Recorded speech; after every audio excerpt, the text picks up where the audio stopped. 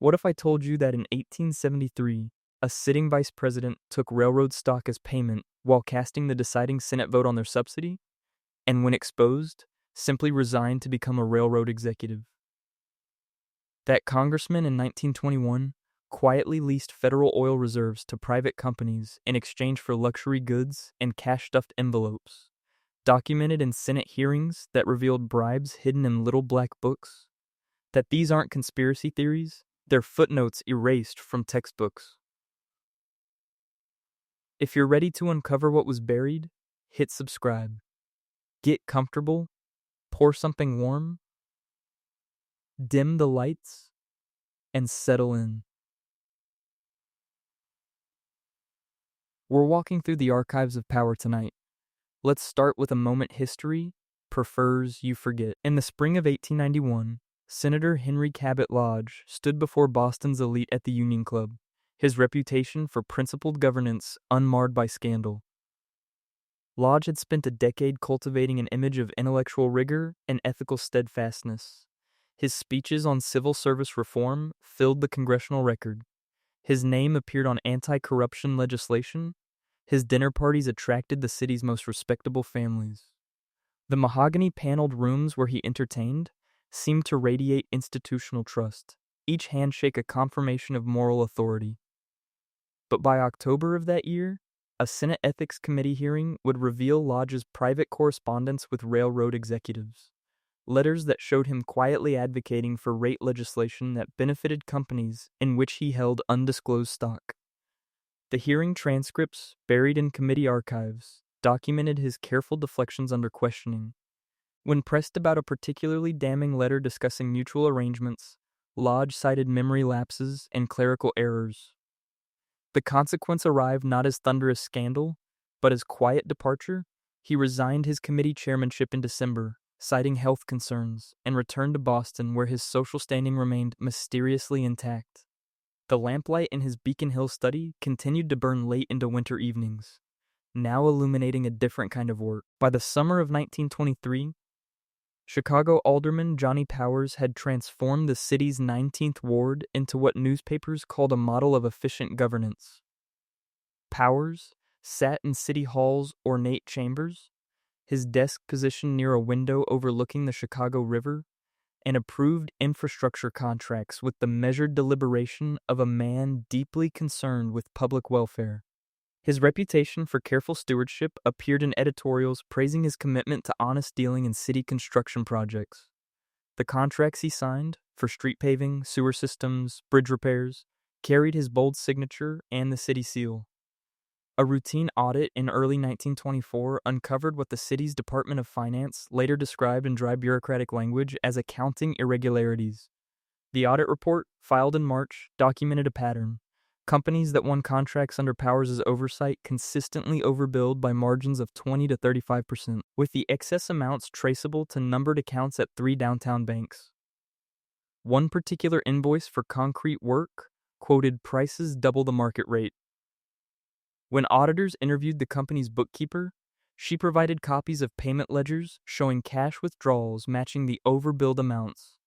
Made on the same days Powers deposited identical sums into his personal account. The consequence arrived as settlement rather than prosecution. Powers agreed to reimburse $47,000 to the city treasury, roughly half of what auditors calculated he'd received, and stepped down from the Public Works Committee. No criminal charges were filed. The Chicago Tribune ran a 3-paragraph notice on page 14. Powers retained his alderman's seat and his office overlooking the river, where the lamp on his desk continued to cast its warm glow across contract documents awaiting his signature. In Philadelphia during the prosperous autumn of 1957, First National Bank President Harold Pemberton hosted the annual Children's Hospital fundraising gala at his Rittenhouse Square mansion. The event drew 400 guests and raised $200,000 for pediatric care. Pemberton's photograph appeared in the Philadelphia Inquirer the next morning, his hand resting on an oversized charity check, his expression conveying the benevolent authority of a man whose philanthropic commitments matched his financial acumen. For 15 years, he had led First National through careful expansion, his conservative lending practices and personal rectitude becoming part of the bank's institutional identity. His office featured portraits of his predecessors, their stern faces seeming to validate his stewardship. An FBI surveillance memo dated November 1957, declassified decades later, told a different story. Federal agents had been monitoring Pemberton since that summer, following leads about his relationships with Philadelphia organized crime figures. The memo described a series of meetings at a private club on Locust Street, where Pemberton reportedly provided loans to businesses that laundered gambling proceeds, accepting higher interest rates paid in cash. One passage noted, subject observed accepting manila envelope from known associate of Nicodemo Scarfo. Envelope not deposited through normal banking channels. The investigation never produced charges. In January 1958, Pemberton announced his retirement, citing his wife's health and his desire to focus on charitable work. The bank's board issued a statement praising his exemplary tenure and unwavering commitment to Philadelphia's financial stability. He relocated to a waterfront property in Cape May, where neighbors knew him as a quiet philanthropist who funded the local library's expansion. The lamp in his study, visible from the street on winter evenings, illuminated shelves of leather-bound banking journals, their spines aligned with institutional precision. By the fall of 1974, when Watergate hearings consumed Washington, Dwight Chapin had already positioned himself as a peripheral figure, a young aide whose tangential involvement suggested professional competence rather than criminal conspiracy. Chapin testified before the Senate Watergate Committee in October, his Navy suit and precise testimony, projecting the image of a detail-oriented professional caught in circumstances beyond his control. His role organizing President Nixon's scheduling and advance work appeared in hearing transcripts as administrative, rather than strategic. Senators questioned him for 2 hours about his knowledge of the committee to re-elect the president's activities. The testimony revealed what prosecutors later described as deliberate compartmentalization. Chapin acknowledged hiring Donald Segretti to conduct political intelligence operations, but claimed ignorance of the specific activities involved. When shown documents linking him to funding for what became known as dirty tricks campaigns, fabricated letters, false news releases, targeted disruptions of democratic events, Chapin repeatedly testified that he couldn't recall specific conversations or didn't understand the implications of his authorizations. The consequence arrived as calculated mercy. Chapin was convicted of perjury in April 1974, sentenced to 10 months in federal prison, and pardoned by President Ford in 1975. He served 8 months. Upon release, he joined a Chicago public relations firm, his conviction mentioned only briefly in his professional biography. The office he eventually occupied in a Michigan Avenue high-rise featured a photograph of him with President Nixon, the image capturing a moment before the machinery of scandal had fully revealed itself. In the winter of 1889, New York State Assembly Speaker Theodore Roosevelt, not yet the president but already a figure of moral certainty, delivered speeches in the Albany Capitol building denouncing corruption in state government. His voice carried through the assembly chamber with the force of righteous conviction. His calls for civil service reform documented in the Albany Evening Journal. Roosevelt's public image rested on his willingness to challenge Tammany Hall's influence in state affairs, his speeches framed as lonely crusades against entrenched interests. The marble hallways echoed with his pronouncements about governmental virtue. That spring, journalist Lincoln Steffens conducted an investigation for McClure's magazine into Albany's legislative process. His expose, published in July 1889, documented a pattern of what Steffens called selective reformism. While Roosevelt publicly condemned municipal corruption, his assembly voting record showed consistent support for corporate interests, particularly railroads and insurance companies, that operated through the same patronage networks he claimed to oppose. Steffens interviewed 3 assembly members who described Roosevelt's private assurances that his reform rhetoric was for public consumption, while his legislative work protected legitimate business interests. The consequence of this exposure amounted to precisely nothing. No ethics investigation followed. Roosevelt's reputation for reform remained intact, his moral authority actually strengthened by his willingness to condemn the very system in which he functioned. He continued to hold his assembly seat, his evening routine unchanged, working late in his office, while lamplight illuminated papers arranged on his desk with characteristic precision, each document a performance of governmental propriety, a federal judge's probity tested by circumstance. When U.S. District Judge Al C. Hastings presided over criminal trials in Miami's federal courthouse during the late 1990s, his courtroom reflected judicial gravitas, dark wood paneling, the seal of the Southern District of Florida mounted behind the bench, an atmosphere of institutional authority.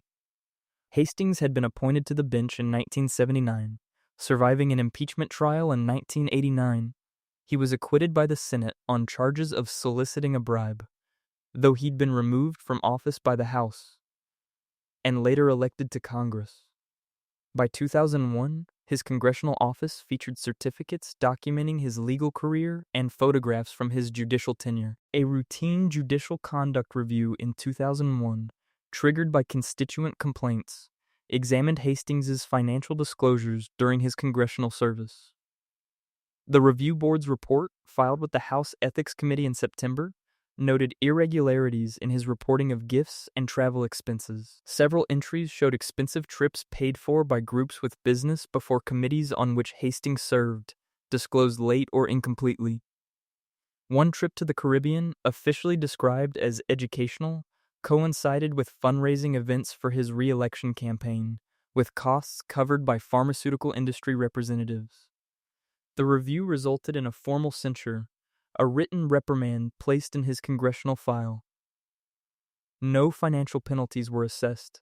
No further investigation was conducted.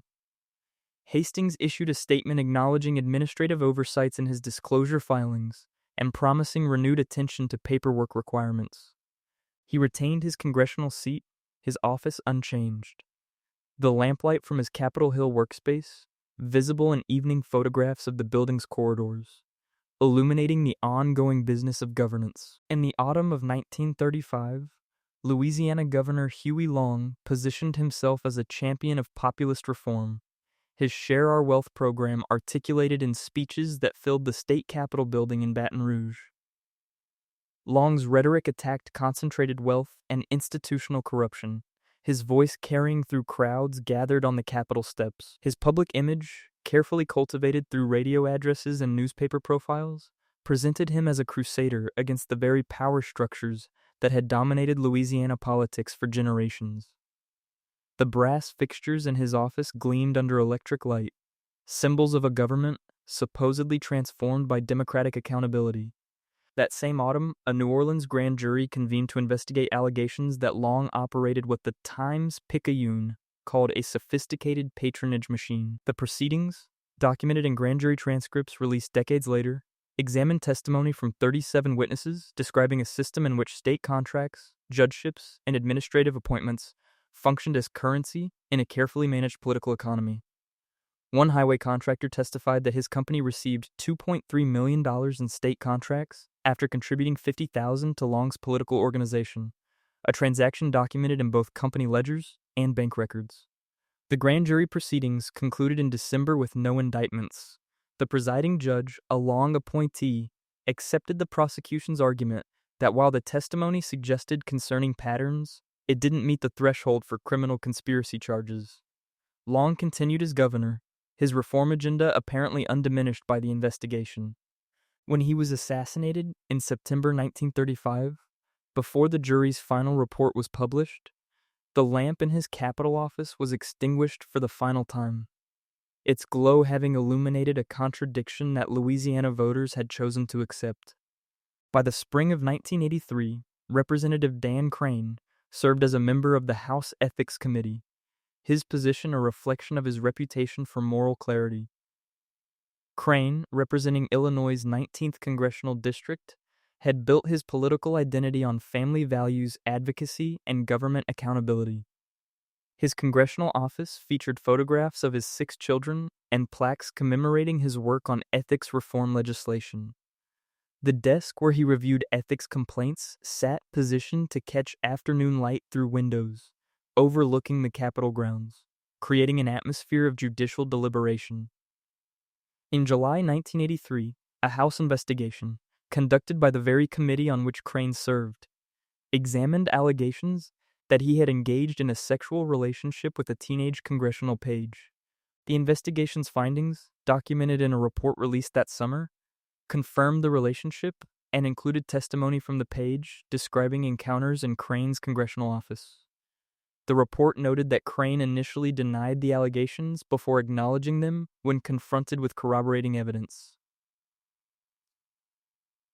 The consequence arrived as public humiliation rather than criminal prosecution. The House voted 4-1-3 to censure Crane, requiring him to stand in the well of the House chamber while the Speaker read the resolution of reprimand.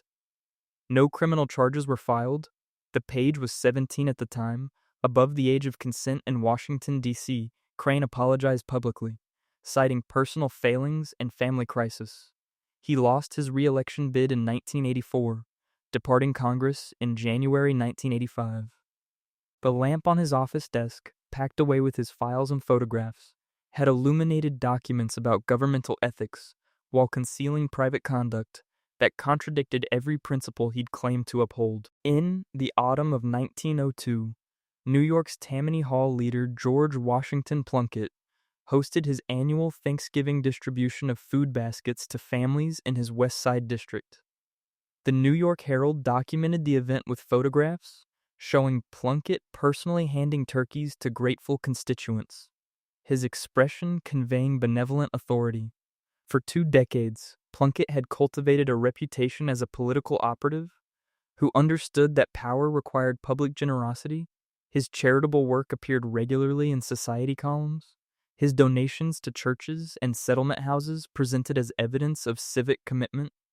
The office from which he coordinated these distributions featured a mahogany desk positioned near a window overlooking the Hudson River, the lamplight creating shadows that suggested both industry and institutional permanence. A multi-part investigation by muckraking journalist William Riordan, published in the New York Evening Post in early 1903, examined the financial architecture behind Plunkett's philanthropy. Riordan's reporting documented what Plunkett himself openly called honest graft, using advanced knowledge of city planning decisions to purchase land in areas slated for development, then selling it to the city at substantial profit when the projects proceeded. One transaction involved property on the Upper West Side, purchased for $30,000 in 1898, and sold to the city for $180,000 in 1901 for a school construction site, with Plunkett serving on the committee that approved both the school's location and the land purchase. The investigation produced electoral validation rather than scandal. Plunkett not only retained his district leadership position, but expanded Tammany's influence in the 1903 municipal elections, with his candidates winning by larger margins than in previous cycles. Voters, it seemed, appreciated the transactional clarity. Plunkett delivered services, secured jobs, and provided charity, financing these activities through arrangements that enriched him while technically operating within legal boundaries. The lamp in his Tammany office continued to burn late into evenings, illuminating ledgers that tracked both charitable distributions and real estate acquisitions with equal precision. Cabinet credentials built on diplomatic success. When Dean Rusk assumed the position of Secretary of State in January 1961, his appointment was hailed as a triumph of meritocratic selection. Rusk's background, Rhodes Scholar, State Department veteran, Foundation president, appeared in newspaper profiles as evidence of the Kennedy administration's commitment to intellectual competence over political patronage. His office in the State Department building featured leather-bound volumes of diplomatic history, their spines suggesting institutional continuity. The desk where he reviewed classified cables occupied space beneath portraits of his predecessors, creating visual testimony to governmental tradition. A leaked State Department memo from November 1963, obtained by investigative journalist I.F. Stone and published in his weekly newsletter, revealed tensions between Rusk's public assurances and his private communications about Vietnam policy. While Rusk testified before Congress in October 1963 that American military advisors in South Vietnam were making significant progress in supporting the Diem government, the leaked memo showed his internal assessment was far more pessimistic. In a cable to the U.S. ambassador in Saigon, Rusk acknowledged that current strategy shows no likelihood of success, and that public statements must continue to project confidence regardless of field realities. The consequence of this revelation enhanced rather than damaged Rusk's career. The memo demonstrated his sophisticated understanding of the gap between diplomatic messaging and operational reality, a skill valued in foreign policy circles. Rusk continued as Secretary of State through both the Kennedy and Johnson administrations, serving until January 1969. The lamp in his State Department office illuminated cables and briefing documents that continued the tradition of maintaining public confidence while privately acknowledging difficult truths, a practice so normalized it barely registered as contradiction. A reformer whose municipal record seemed spotless. In San Francisco's contentious 1877 mayoral race, Isaac Kalloch ran on a reform platform explicitly targeting municipal corruption. Kalloch, a Baptist minister turned politician, delivered speeches from the steps of City Hall denouncing the unholy alliance between city officials and railroad interests. His campaign literature, preserved in the San Francisco History Center archives, promised to restore honest governance and end the plague of bribery that infects our civic institutions. The moral authority he projected rested partly on his religious credentials and partly on his outsider status, a man untainted by existing power structures. His campaign office featured a simple desk lit by kerosene lamp, a deliberate contrast to the ornate furnishings of establishment politicians. Within months of Kalloch's November 1877 electoral victory, a municipal records audit, requested by opposing supervisors suspicious of his reform promises, uncovered irregularities in city construction contracts awarded during his first 6 months in office. The audit, filed with the Board of Supervisors in May 1878, documented that companies owned by Kalloch's brother-in-law and 2 campaign contributors had received contracts worth $340,000 for street improvements, awarded without competitive bidding. The contracts specified prices approximately 40% above market rates, documented in comparative bids from the previous administration. The political consequence reinforced rather than undermined Kalloch's position. When confronted with the audit findings, he framed the contracts as necessary corrections to years of favoritism toward establishment firms, arguing that his administration was diversifying city business relationships. San Francisco voters, many of whom had supported his campaign precisely because it promised to disrupt existing arrangements, accepted this explanation. Kalloch won re-election in 1879 by a wider margin than his initial victory. The kerosene lamp in his office gave way to electric lighting, a symbol of modernity that illuminated the same transactional governance practices he had once condemned. When President Reagan nominated Robert Bork to the Supreme Court in July 1987, Bork's credentials appeared formidable. Yale Law School professor, Solicitor General, federal appellate judge. His nomination hearings, conducted in the Senate caucus room throughout September, were televised nationally. Bork testified with academic precision about constitutional interpretation, his scholarly demeanor suggesting judicial temperament. The room's ornate fixtures and marble columns provided a setting that emphasized institutional gravity. Senators questioned him for over 30 hours across 12 days of hearings. The hearings revealed contradictions between Bork's public scholarly writings and his private conduct during the Watergate crisis. Civil rights advocates and legal scholars testified about Bork's role as acting attorney general in October 1973, when he carried out President Nixon's order to fire Special Prosecutor Archibald Cox after both Attorney General Elliot Richardson and Deputy Attorney General William Ruckelshaus resigned rather than execute the order. While Bork later characterized his decision as necessary to prevent constitutional crisis, documents introduced during the hearings showed he had participated in planning the dismissal before Richardson and Ruckelshaus made their resignations known, suggesting coordination rather than reluctant duty. The Senate rejected Bork's nomination in October 1987 by a vote of 58-42, the widest margin of defeat for a Supreme Court nominee in half a century. But the consequence for Bork personally proved minimal. He returned to his appellate judgeship, later resigned to join a prestigious law firm and became a well-compensated conservative commentator and scholar. The lamp in his chambers at the D.C. Circuit Court of Appeals continued to illuminate his legal opinions until his resignation in 1988, his career trajectory affected but hardly destroyed by the Senate's verdict. In the summer of 1898, General Arthur MacArthur commanded U.S. forces in the Philippines during the Spanish-American War and subsequent Philippine-American War.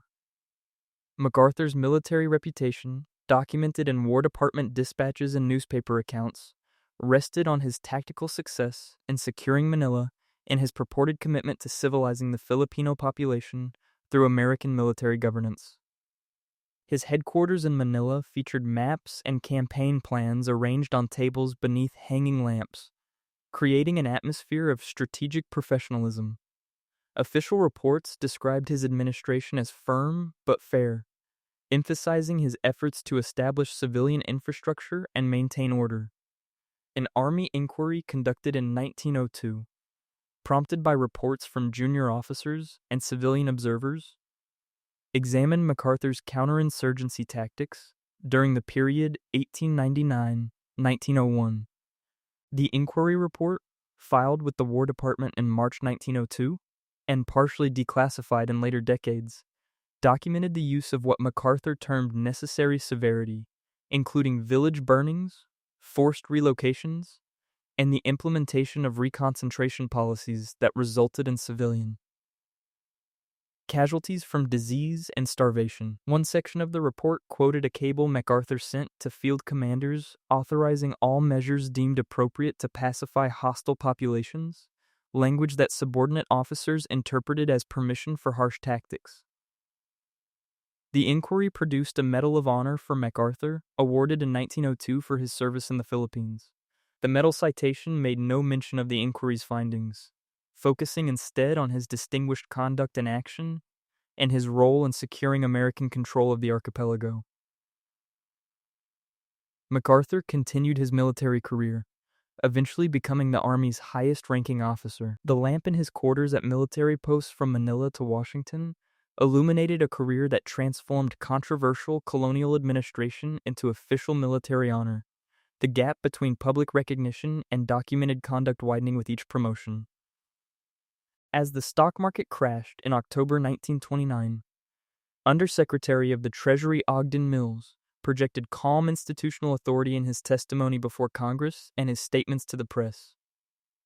Mills, who had served in various Treasury positions since 1927, appeared in photographs seated at his mahogany desk in the Treasury building, surrounded by financial reports and ledgers that suggested mastery of economic complexity. His public statements, quoted in the New York Times throughout late 1929 and early 1930, consistently emphasized that the economy's fundamentals remained sound, and that the crash represented temporary market adjustment rather than systemic crisis. Mills testified before the Senate Finance Committee in December 1929, his appearance documented in congressional records that reveal a striking gap between his public optimism and his private communications. While he assured senators that Treasury projections showed economic recovery beginning by spring 1930, internal Treasury memos from the same period, obtained decades later by economic historians, showed Mills warning President Hoover that current indicators suggest prolonged contraction and recommending preparation for extended unemployment and potential banking failures. The consequence enhanced rather than damaged Mills's career. His public confidence was interpreted as steadying leadership during crisis, and President Hoover appointed him Treasury Secretary in February 1932, a position he held until the Roosevelt administration took office. The lamp in his Treasury office illuminated economic reports whose dire projections never made their way into his public testimony. The gap between private knowledge and public performance normalized as governmental responsibility rather than recognized as institutional dishonesty. In Boston during 1948, Massachusetts Attorney General Clarence Barnes built his reputation prosecuting municipal corruption in smaller Massachusetts cities. Barnes's task force investigations, documented in state attorney general reports filed throughout 1948 and 1949, targeted city councilors and contractors in working-class communities like Fall River and Brockton, producing indictments for bribery, contract fraud, and kickback schemes. His press conferences, covered extensively by Boston newspapers, emphasized his commitment to rooting out corruption wherever it hides. The office where he coordinated these investigations featured file cabinets stuffed with case documents, the overhead lamp casting dramatic shadows across evidence photographs spread on tables. A corruption task force report filed with the state legislature in November 1949 revealed an interesting pattern in Barnes's prosecutorial choices. While his investigations aggressively pursued Democratic city officials in working-class communities, they notably avoided examining similar contract practices in Republican-controlled suburbs where the same types of arrangements operated. The report, compiled by Democratic legislators suspicious of Barnes's political motives, documented comparable bid rigging and favoritism patterns in suburban communities that had not triggered Attorney General investigations. When questioned about this disparity, Barnes cited resource constraints and credible complaint thresholds. The political consequence validated Barnes's strategy. His selective enforcement generated positive press coverage, focused on his corruption-fighting credentials while avoiding powerful suburban interests. He won the Massachusetts governorship in 1950, his prosecution record cited as evidence of governmental integrity. The lamp in his state house office as governor continued to illuminate the same strategic calculations, targeting corruption selectively rather than systematically, a practice so common it barely registered as partisan manipulation. When Jimmy Carter ran for president in 1976, his campaign explicitly positioned him as an outsider untainted by Washington's ethical compromises. Carter's rhetoric, documented in campaign speeches and debate transcripts, emphasized his commitment to transparency and his distance from the Watergate-era corruption that had dominated recent politics. His campaign literature promised a government as good as its people, framing his Georgia governorship as proof that integrity could survive political success. The Atlanta hotel suite that served as his campaign headquarters featured simple furnishings and fluorescent lighting, a deliberate aesthetic choice meant to signal populist accessibility. Federal Election Commission filings from the 1976 campaign, reviewed during routine post-election audits, revealed discrepancies between Carter's public emphasis on grassroots fundraising and the actual sources of his campaign financing. The FEC documentation showed that approximately 65% of his campaign funds came from donations exceeding $1,000, with significant contributions from Georgia business interests and national corporate donors. Several contributions came from individuals and companies with business before the Georgia state government during Carter's governorship, including utilities and construction firms that had received favorable regulatory treatment. Carter lost the 1976 election to Gerald Ford, though not because of campaign finance questions, which received minimal press coverage during the race. The consequence of the FEC findings amounted to routine bureaucratic noting. The discrepancies were acknowledged, explained as standard campaign finance practices, and filed away. The gap between Carter's outsider rhetoric and his conventional fundraising methods exemplified a pattern so normalized it barely qualified as contradiction. The lamp in his campaign office, dismantled after the election, had illuminated both high-minded speeches about governmental integrity and donor lists indistinguishable from those of the establishment politicians he claimed to oppose. In New York City, during the autumn of 1919, Comptroller Charles Craig supervised municipal finances from an office in City Hall, where leather-bound ledgers lined the walls beneath gaslights converted to electric fixtures. Craig's reputation for fiscal precision appeared in newspaper profiles that praised his exacting standards and meticulous oversight of city expenditures. His desk, positioned to face the door, created a visual impression of transparent accessibility. Anyone could walk in and witness the machinery of municipal accounting at work. For 7 years, he had managed the city's books, his tenure marked by annual budgets that balanced to the penny and audit reports that rarely found discrepancies. A routine audit conducted by state examiners in early 1920, filed with the New York State Comptroller's Office in March, revealed patterns in Craig's record-keeping that suggested something other than the precision for which he was known. The audit findings documented approximately $2.3 million in city funds transferred to accounts designated as miscellaneous operational reserves, a category that existed in the city charter but had rarely been used in such volumes. The examiner's report noted that Craig had authorization to make such transfers under emergency provisions, but that many of the transfers occurred during periods when no specific emergency had been declared or documented. When state investigators traced the reserve accounts, they discovered that the funds had been subsequently transferred to banks controlled by Tammany Hall-affiliated financial institutions, where they generated interest payments that were not credited back to city accounts. One examiner's memo, preserved in state archives, noted, "The comptroller has created a system whereby city funds enrich private institutions while technically remaining under municipal control. The legal structure is complex enough to frustrate immediate prosecution. The consequence arrived as bureaucratic reshuffling." Craig was transferred from the comptroller's position to a newly created role as special financial advisor to the mayor, with an equivalent salary and an office in the same city hall building. No criminal charges were filed. The transfer was announced as a reorganization of fiscal oversight responsibilities necessitated by the city's growing complexity. Craig served in this advisory role for 3 more years before retiring with full pension. The lamp in his new office illuminated memoranda offering financial advice to city departments, its steady glow suggesting that the machinery of governance had simply reconfigured itself around his particular expertise in exploiting technical loopholes. By 1954, Otto Kerner Jr. served as U.S. Attorney for the Northern District of Illinois, his Chicago office a launching pad for what newspapers called an aggressive campaign against organized crime.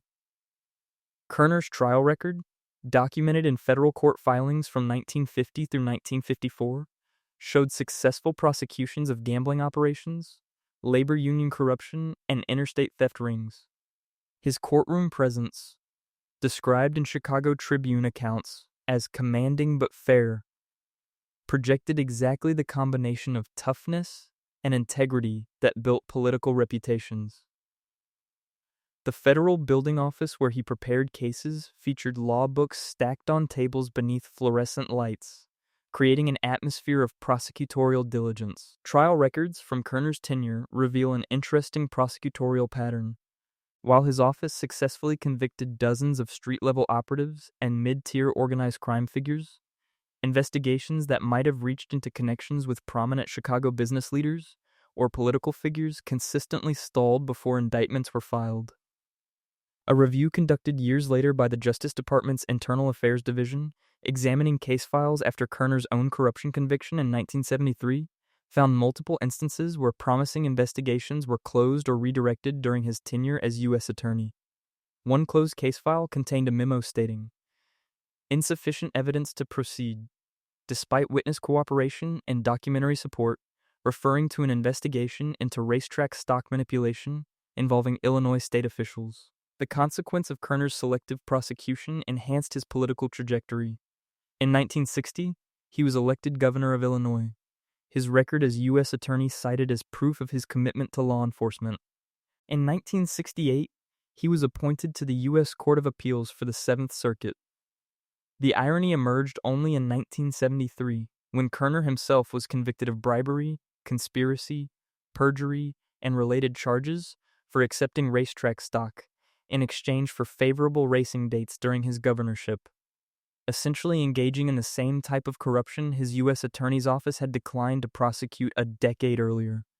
The lamp in his judicial chambers, extinguished after his conviction, had illuminated legal opinions while concealing a career built on strategically limited enforcement. When Philip Habib served as U.S. Ambassador to Lebanon in 1981, his cables to the State Department projected the careful, analytical distance expected of professional diplomats.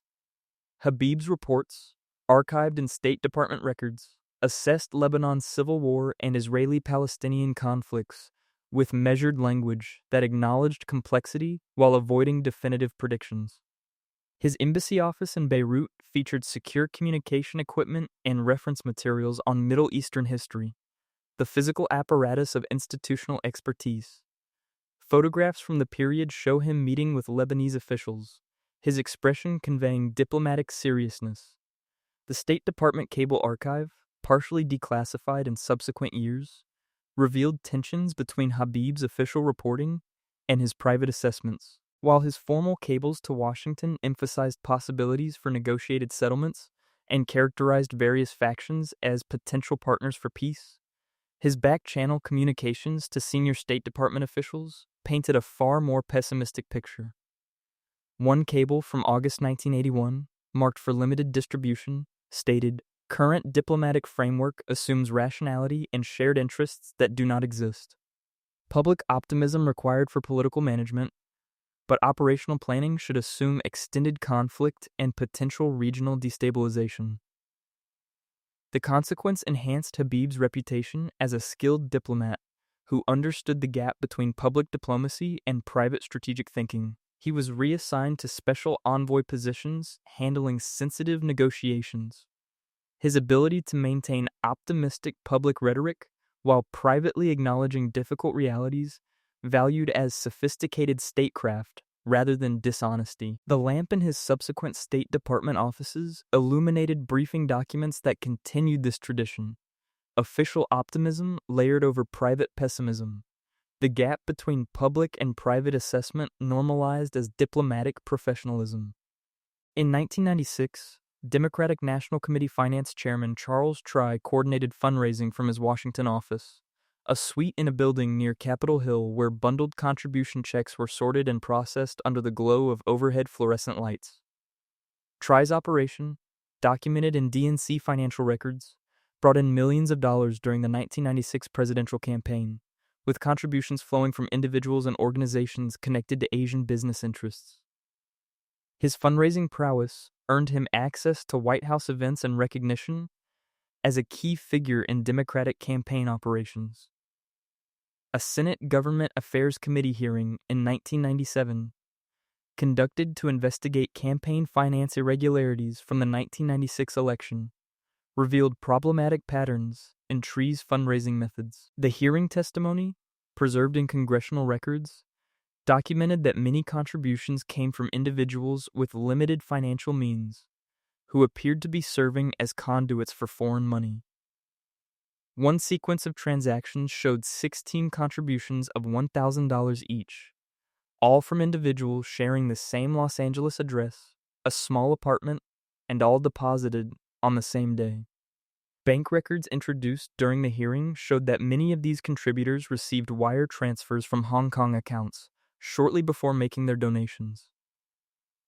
The investigation concluded with Try's resignation from the DNC in January 1997, before the committee issued its final report. He eventually pleaded guilty to federal charges of violating campaign finance laws and was sentenced to probation and community service. But the systemic consequences remained minimal. The DINC returned some questionable contributions, issued statements about tightening oversight procedures, and continued fundraising operations with minor adjustments. The lamp in Try's former office was extinguished, but the basic architecture of bundled contributions and the difficulty of tracking ultimate sources remained intact. The machinery of campaign finance adapted rather than reformed. Baltimore City Commissioner William Preston oversaw public safety operations from 1906 through 1910, a period when the city's police and fire departments faced scrutiny over response effectiveness and allegations of selective enforcement. Preston's office in Baltimore City Hall featured maps of the city's districts and rosters of personnel assignments, illuminated by desk lamps that cast shadows across administrative paperwork. His public statements, documented in Baltimore Sun coverage, emphasized his commitment to professional standards and efficient operations. The department's official reports showed declining crime statistics and improved emergency response times, data that supported Preston's claims of organizational improvement. A city investigation conducted in 1910, initiated by reform-minded city council members, examined Preston's tenure in detail. The investigation's findings, filed with the city council in September 1910, documented patterns that contradicted the official statistics.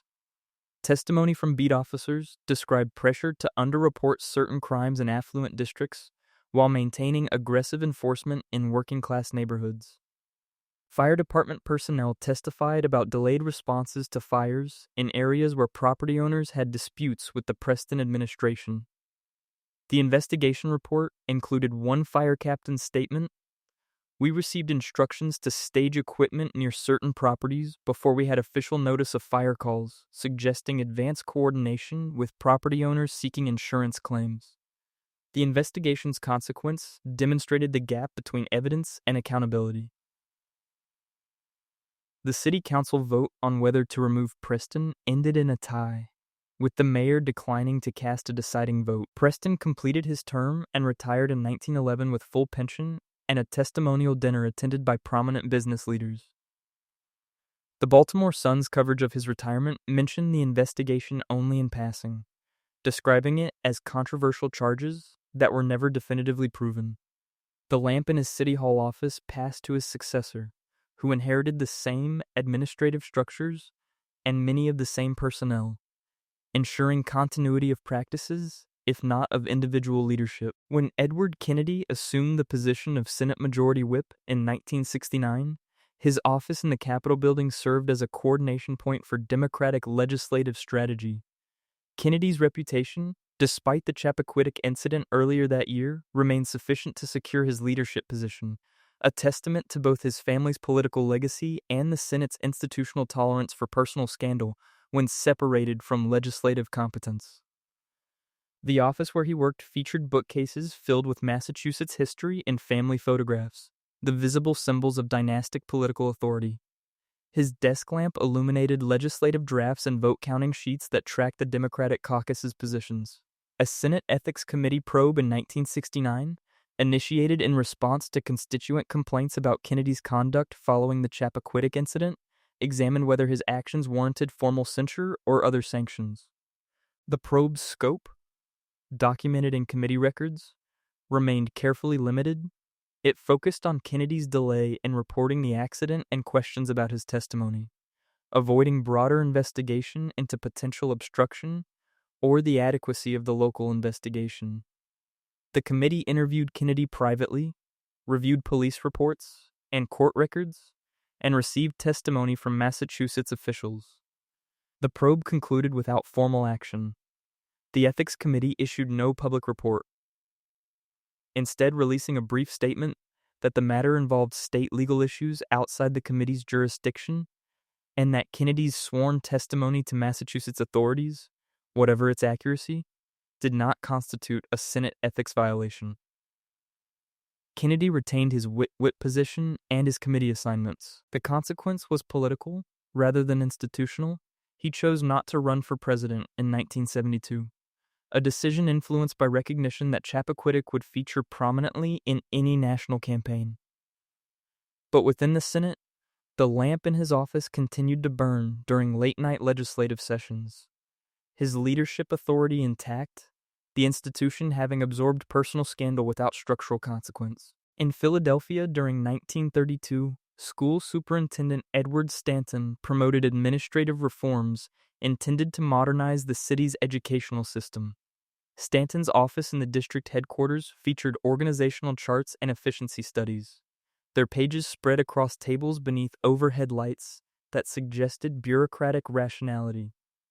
His reform proposals, presented to the school board in public meetings documented by the Philadelphia Inquirer, emphasized centralized purchasing, standardized curricula, and merit-based hiring, language that projected progressive-era faith in scientific management.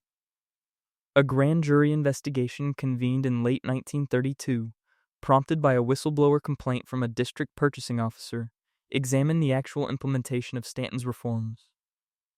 The grand jury testimony, preserved in Philadelphia County records, revealed that centralized purchasing had created opportunities for favoritism rather than eliminated them. Stanton had steered contracts to a narrow group of vendors, including companies owned by his brother-in-law and two former business associates, by writing contract specifications that only these vendors could meet.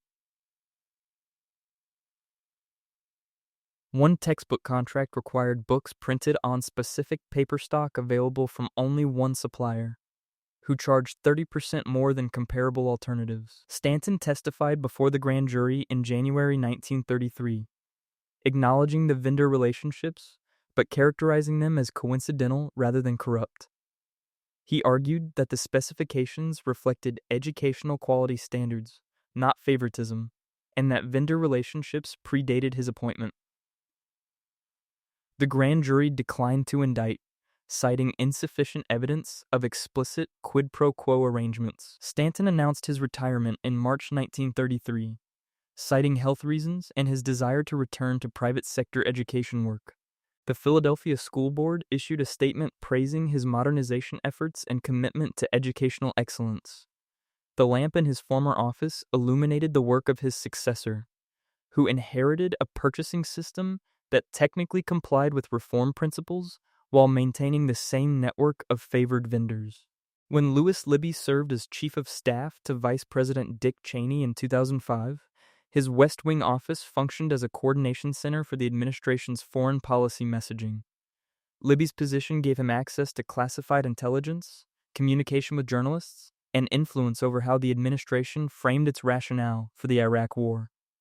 The office where he worked featured secure communication systems and classified briefing materials, the physical infrastructure of national security decision-making.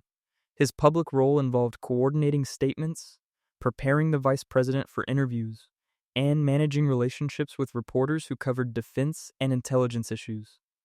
A special counsel investigation led by Patrick Fitzgerald in 2005 examined whether Libby had leaked the identity of CIA officer Valerie Plame to journalists in retaliation for her husband's criticism of administration Iraq war claims. The investigation, documented in court filings and testimony transcripts, revealed that Libby had discussed Plame's CIA employment with multiple journalists while publicly denying having done so. Grand jury testimony showed Libby had learned about Plame from Vice President Cheney, discussed her with reporters including Judith Miller of the New York Times and Matthew Cooper of Time magazine, and then told FBI investigators and the grand jury that he had first learned about her from journalists, a chronology contradicted by documented evidence. Libby was convicted in March 2007 of obstruction of justice, perjury, and making false statements to federal investigators. He was sentenced to 30 months in prison and fined $250,000. But the consequence remained limited by institutional protection. President Bush commuted Libby's prison sentence in July 2007, and President Trump pardoned him completely in 2018. Libby never served prison time. He returned to legal practice and consulting. His career affected but not destroyed. His conviction ultimately erased from his record. The lamp that had illuminated classified documents in his West Wing office was extinguished, but the pattern it represented? Senior officials who cooperated with investigations while managing their legal exposure through selective testimony, ultimately protected by executive clemency, remained a feature of how power shields its own. Manila, Philippines. March 1998, Finance Undersecretary Rodrigo Velasco met with representatives from the Asian Development Bank in a private dining room at the Manila Hotel. According to internal ADB memos declassified in 2019, Velasco presented a restructuring proposal that differed substantially from what his department had submitted to Congress 3 weeks earlier. The meeting resulted in a $400 million loan modification that shifted infrastructure priorities toward projects in Velasco's home province. When confronted about the discrepancy in 2003, Velasco cited standard negotiating flexibility. New York City, November 1876, Tammany Hall District Leader William Boss Tweed received visitors in a back office at the New York County Courthouse while officially under indictment for fraud. Court records from his subsequent trial revealed that during this period, Tweed continued to approve city contracts through intermediaries. A ledger recovered from his associate Peter Sweeney's estate showed payments totaling $87,000 to judges, aldermen, and newspaper editors between his arrest and conviction. The courthouse where these meetings occurred had itself been built at 3 times its estimated cost, with the excess funneled through Tweed's network. Washington, D.C. July 1954, Senator Joseph McCarthy held what his appointment calendar listed as constituent meetings in room 357 of the Senate Office Building during the Army McCarthy hearings. Testimony from McCarthy aide Roy Cohn, given decades later, revealed these sessions involved coordination with Pentagon officials seeking to discredit specific Army officers. Transcripts from one meeting, discovered in Cohn's papers in 1986, show McCarthy receiving classified personnel files that would appear in his public accusations within days. The room's official visitor logs for this period were later reported as lost in routine archival transfer. Chicago, February 1924. Cook County Commissioner Anthony DeAndrea conducted city zoning board business from a table at the Bella Napoli Cafe in Little Italy. According to FBI surveillance reports compiled during the Prohibition era, DeAndrea approved building permits and variances during these lunch consultations, while legitimate petitioners waited in county offices. Building contractor testimony in a 1927 grand jury investigation revealed that permits processed at the CAF typically required cash payments of $500 to $2,000, compared to the standard $50 filing fee. DeAndrea was assassinated in May 1921, before the investigation concluded, and the CAF's owner claimed all relevant records had been destroyed in a kitchen fire. London, October 1991. Robert Maxwell, media proprietor and member of Parliament, hosted evening gatherings at his Holborn offices that his scheduler described as informal policy discussions. Documents recovered after Maxwell's death in November 1991 showed these meetings included executives from companies bidding on government printing contracts that Maxwell's parliamentary committee would evaluate. Minutes from one October session, found aboard Maxwell's yacht Lady Ghislaine, detailed a $12 million contract allocation that was announced publicly 3 weeks later.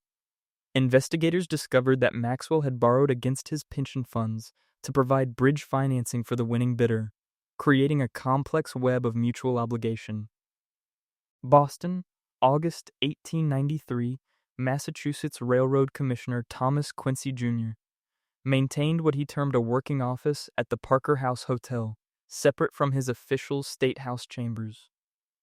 Letters discovered in the Boston and Maine Railroad Archive in 1947 reference multiple meetings between Quincy and railroad executives at the usual location, while safety violation hearings were pending. Hotel billing records showed the B&M Railroad covered Quincy's suite rental from 1891-1894. When questioned about potential conflicts during his 1895 reconfirmation hearing, Quincy stated the arrangement was a practical convenience that allowed him to work longer hours. Berlin, June 1978. East German Planning Ministry official Klaus Hartmann utilized a private apartment in the Pankow district for what Stasi files later classified as economic coordination meetings. Records released after reunification show Hartmann approved export licenses and hard currency allocations during these sessions, which included representatives from state enterprises and officials from the Foreign Trade Ministry. A 1982 Stasi report noted that attendees at Hartmann's apartment received favorable consideration on 89% of their requests, compared to a 34% approval rate for applications processed through standard channels. Hartmann's ministry personnel file contains a 1979 commendation for efficient administration. Jakarta, Indonesia, September 2002. During President Megawati Sukarnoputri's administration, Minister of Energy Purnomo Yustiantoro conducted contract negotiations at his private residence in Menteng, rather than ministry offices. Later testimony in corruption trials revealed that at least 7 petroleum service contracts worth $2.3 billion were finalized at these sessions. Corporate representatives told investigators that ministry staff would informally indicate that House meetings offered more flexible terms than formal ministry negotiations. Yustiantoro's spokesman characterized the practice as culturally appropriate hospitality and noted that all contracts were eventually filed with proper government agencies. Washington, D.C., October 2008. Treasury Secretary Henry Paulson testified before the Senate Banking Committee about the need for financial institution oversight reform, emphasizing transparency and accountability in all government interactions with the financial sector. That same evening, according to Andrew Ross Sorkin's reporting in Too Big to Fail, Paulson held a conference call with Goldman Sachs CEO Lloyd Blankfein and other executives to discuss TARP fund distribution priorities. Notes from the call, later obtained through FOIA requests, showed Paulson advising which applications would receive favorable initial review. Goldman Sachs received $10 billion in TARP funds, approved within 6 days of application, while smaller regional banks waited weeks for responses on much smaller requests. Paris, June 1884. Prime Minister Jules Ferry delivered a speech to the Chamber of Deputies defending France's colonial expansion in Indochina as a civilizing mission undertaken without consideration of commercial advantage. Ferry's private correspondence, later published in historian Jean-Marie Mayer's analysis, reveals that 2 days before the speech, Ferry met with representatives of the Société de Messageries Maritimes, which held monopoly shipping rights to French Indochina. The meeting minutes, preserved in company archives, show Ferry promising that naval deployments would secure harbor facilities advantageous to French commercial interests. The Messageries Maritime stock price rose 23% in the month following Ferry's speech. Washington, D.C., April 1967. During a press conference, Defense Secretary Robert McNamara stated that decisions regarding Vietnam War troop deployments were based solely on military necessity and strategic requirements. The Pentagon Papers, released in 1971, contained a memo McNamara had written 3 days before that press conference, noting that troop increases were timed to demonstrate resolve before the 1968 election cycle and to maintain congressional appropriation levels for defense contractors. The memo specifically referenced the need to sustain production schedules at Lockheed and General Dynamics, both facing potential layoffs. McNamara's public statements made no reference to electoral or economic considerations. New York City, March 1912. Tammany Hall leader Charles Francis Murphy publicly supported Mayor William Gaynor's call for civil service reform, telling reporters that merit and qualification must be our only standards. Historian Terry Galway's research on Tammany reveals that Murphy simultaneously maintained what he called the Sunday roster, a list of city positions that would remain exempt from civil service rules due to emergency operational needs. Documents in the New York Municipal Archives show that positions on this roster increased from 1,200 to 4,700 between 1910 and 1914. The roster was never published or submitted to the Civil Service Commission, though Murphy referenced it in private correspondence with district leaders, advising them on patronage distribution. London, November 1995. During Prime Minister John Major's government, the Department of Trade and Industry Secretary Ian Lang announced strict ethical guidelines for ministers involved in privatization decisions, stating that public confidence requires absolute separation between government roles. And private interests. Documents released under the 30-year rule in 2025 revealed that Lang had attended at least 6 private dinners with executives from National Power and Powergen while overseeing electricity privatization. His appointment diary, marked personal engagements, showed these meetings occurring within 2 weeks before major policy announcements affecting both companies. Lang later joined the board of Powergen's subsidiary in 2001. Philadelphia, September 1881. Pennsylvania State Senator Matthew Quay delivered an address at Independence Hall supporting legislation to protect workers from the excesses of industrial combination. Quay proclaimed that no senator should profit from the laws he enacts. Archives at the Historical Society of Pennsylvania contain Quay's personal financial records, showing that during this same period, he held stock in the Pennsylvania Railroad and the Reading Company, both of which benefited from amendments Quay had inserted into mine safety legislation. The amendments shifted inspection costs to the state rather than railroad companies. Quay's holdings in both companies increased substantially in the 6 months following the legislation's passage. Moscow, February 1999. President Boris Yeltsin addressed the Duma emphasizing his commitment to free market principles without favoritism or special dealing. Transcripts released in journalist David Hoffman's The Oligarchs show that 5 days earlier, Yeltsin met privately with Boris Berezovsky and other oligarchs at a government dacha outside Moscow. According to participants' later accounts, This meeting established which state assets would be included in upcoming privatization auctions and which bidders would face reduced regulatory scrutiny.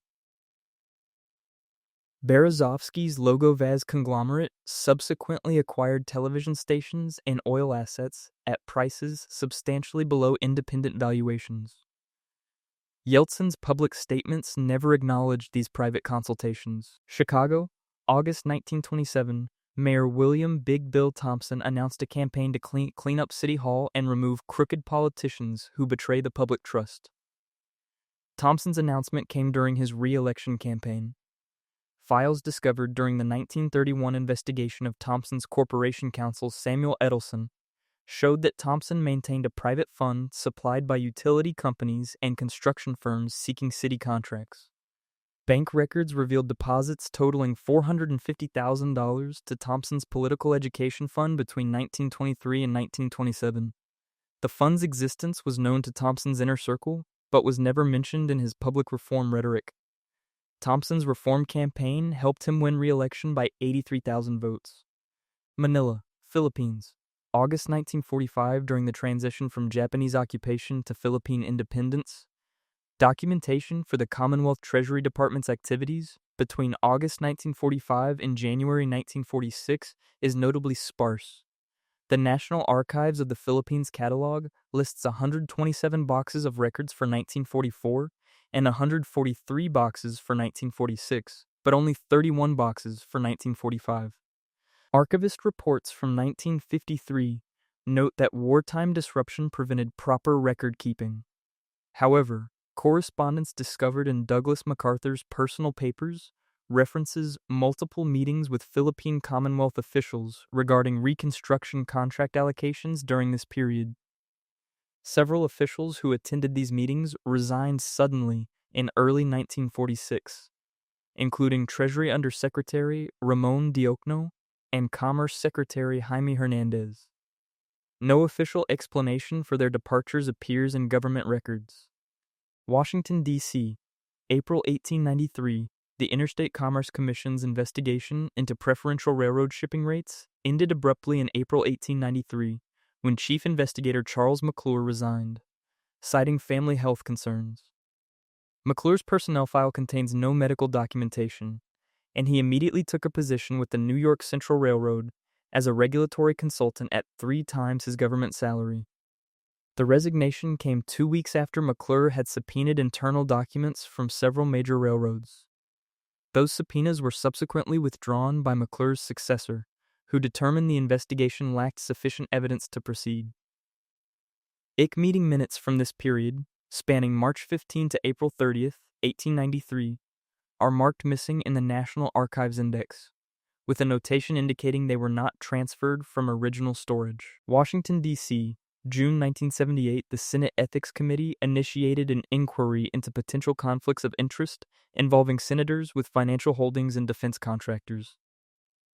The inquiry, announced in March 1978, was scheduled to issue preliminary findings in June.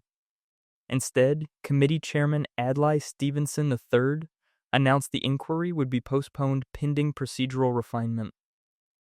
No further action was taken. 2 months later, Committee Counsel John Vardaman resigned to enter private practice. Stevenson's own papers, donated to the Illinois State Archives, contain almost no correspondence related to this inquiry, though his files for other investigations from the same period are comprehensive. Senate Ethics Committee records for May and June 1978 were later reported as damaged by water leak during a 1982 archive renovation. Jakarta, Indonesia. March 2002, Indonesia's Commission to Investigate the Wealth of State Officials began examining assets held by several cabinet ministers in President Megawati Sukarnoputri's government. The inquiry focused on properties and holdings that appeared inconsistent with official salaries. In March 2002, KPKPN Chairman Antonius Sujata announced the commission would narrow its scope to focus resources on more recent cases. 3 ministers who had been subjects of the inquiry were no longer under investigation. Sujata resigned in May 2002 to accept a position at state-owned Bank Mandiri. His successor, Yusril Iza Mahindra, told reporters the commission would prioritize systemic reform over individual cases. KPPN's case files from the 2001-2002 period were later described in agency reports as incomplete due to procedural transitions. Boston, November 1923, Massachusetts Attorney General J. Weston Allen initiated an investigation into allegations that state highway contracts were being awarded to companies with political connections to the governor's office. Allen announced the investigation in September 1923, stating he would follow the evidence wherever it leads. In November, Allen abruptly resigned, citing a desire to return to private legal practice. His resignation letter, preserved in state archives, is one paragraph long and provides no specific reasons. Allen joined the law firm of Tyler and Reynolds within a month. The firm's clients included the Massachusetts Highway Construction Association. The investigation was not resumed by Allen's successor, who stated that insufficient documentation existed to proceed.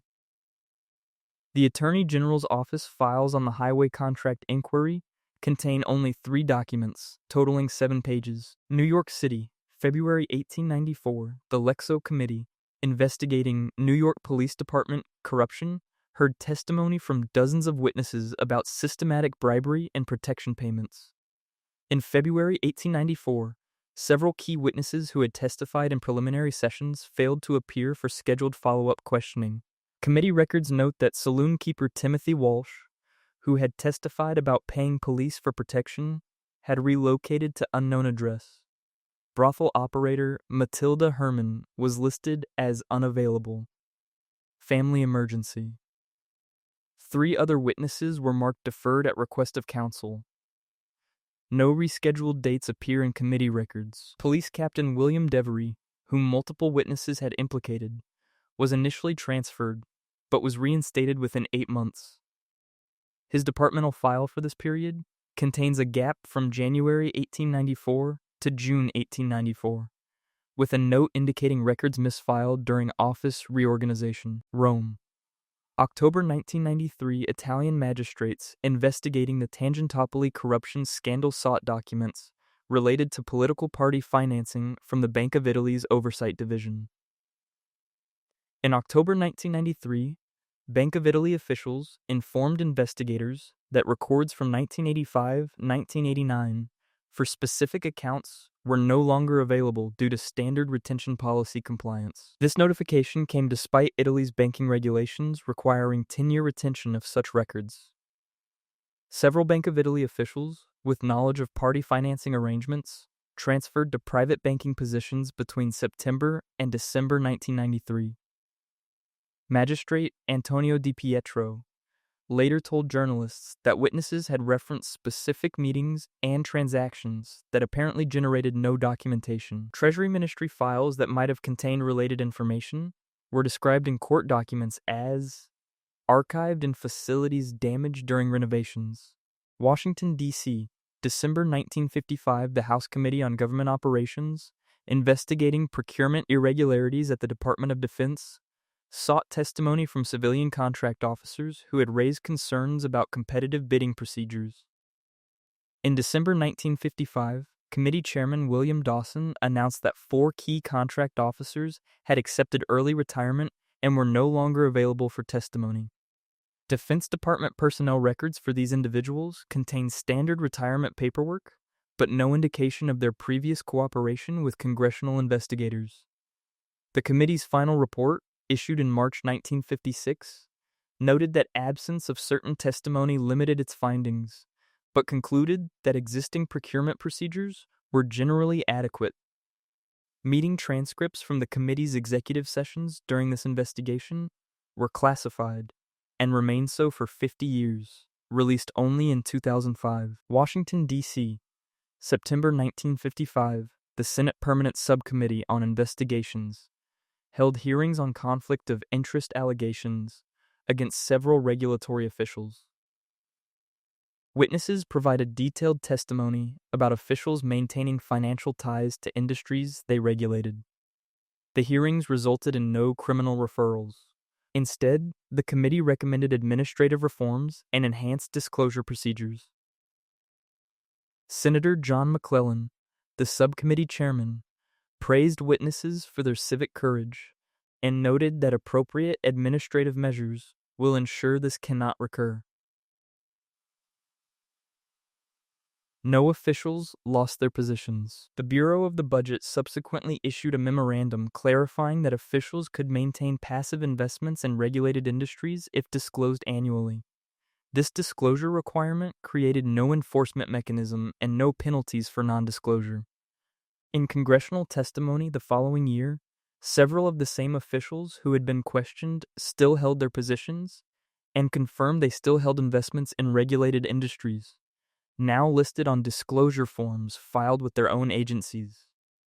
New York City, October 1881. Following the conviction of Boss Tweed, New York City implemented a new charter designed to prevent Tammany Hall-style corruption. The charter included provisions for competitive bidding on city contracts and oversight boards for expenditures.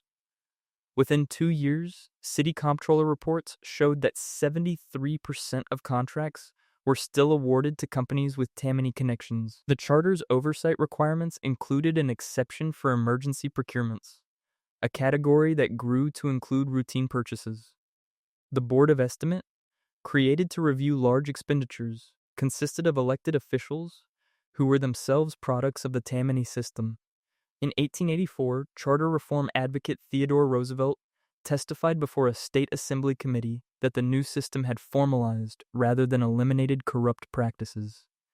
The board's meeting minutes from this period show routine approval of sole source contracts justified by urgent operational needs for items including office furniture, routine maintenance, and seasonal supplies. Rome, March 1999. Following the Tangentopoli investigations that had implicated hundreds of politicians and business leaders in the 1990s, Italy enacted comprehensive anti-corruption legislation.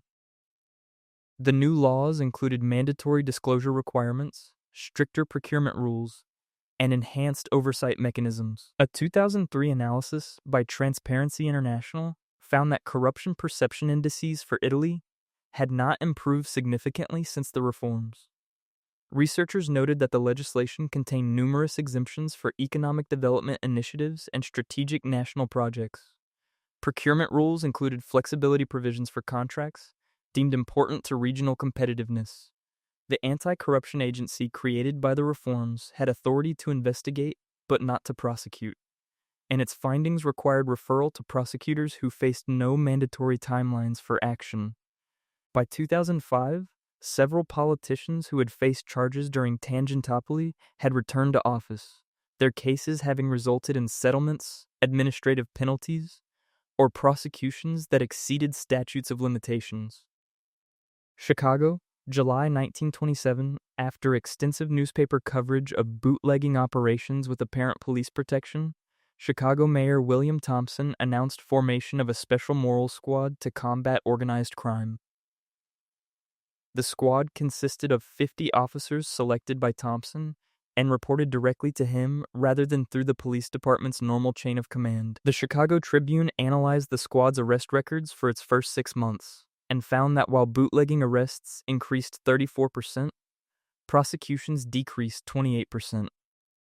The majority of those arrested were released within 48 hours. Tribune reporters documented that several speakeasies raided by the Moral Squad reopened within a week at the same locations. The squad's existence allowed Thompson to cite aggressive enforcement in public statements, while the Tribune noted that the practical effect has been to regularize rather than suppress the liquor trade. Police department records show the Moral Squad received a budget allocation 40% higher than regular detective units, but generated fewer felony prosecutions than any comparable unit. Manila, Philippines, November 1986. Following the People Power Revolution that ousted Ferdinand Marcos, incoming President Corazon Aquino established the Presidential Commission on Good Government to recover ill-gotten wealth and reform corrupt institutions. The PEG identified billions of dollars in assets for recovery and began criminal proceedings against former officials. By 2000, according to academic analyses by University of the Philippines researchers, The PCG had recovered less than 10% of identified assets.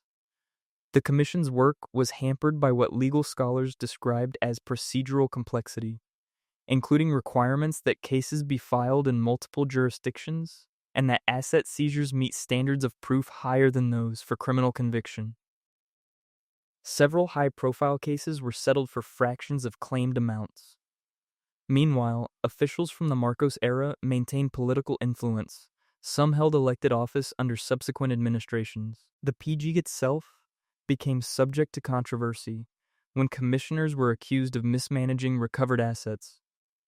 The institution created to combat corruption required its own oversight mechanisms. London, June 1889 Parliament passed the Local Government Act of 1888, which included provisions designed to reduce corruption in municipal contracts following scandals in several industrial cities. The act required public notice of contract opportunities and mandated that councils document their procurement decisions.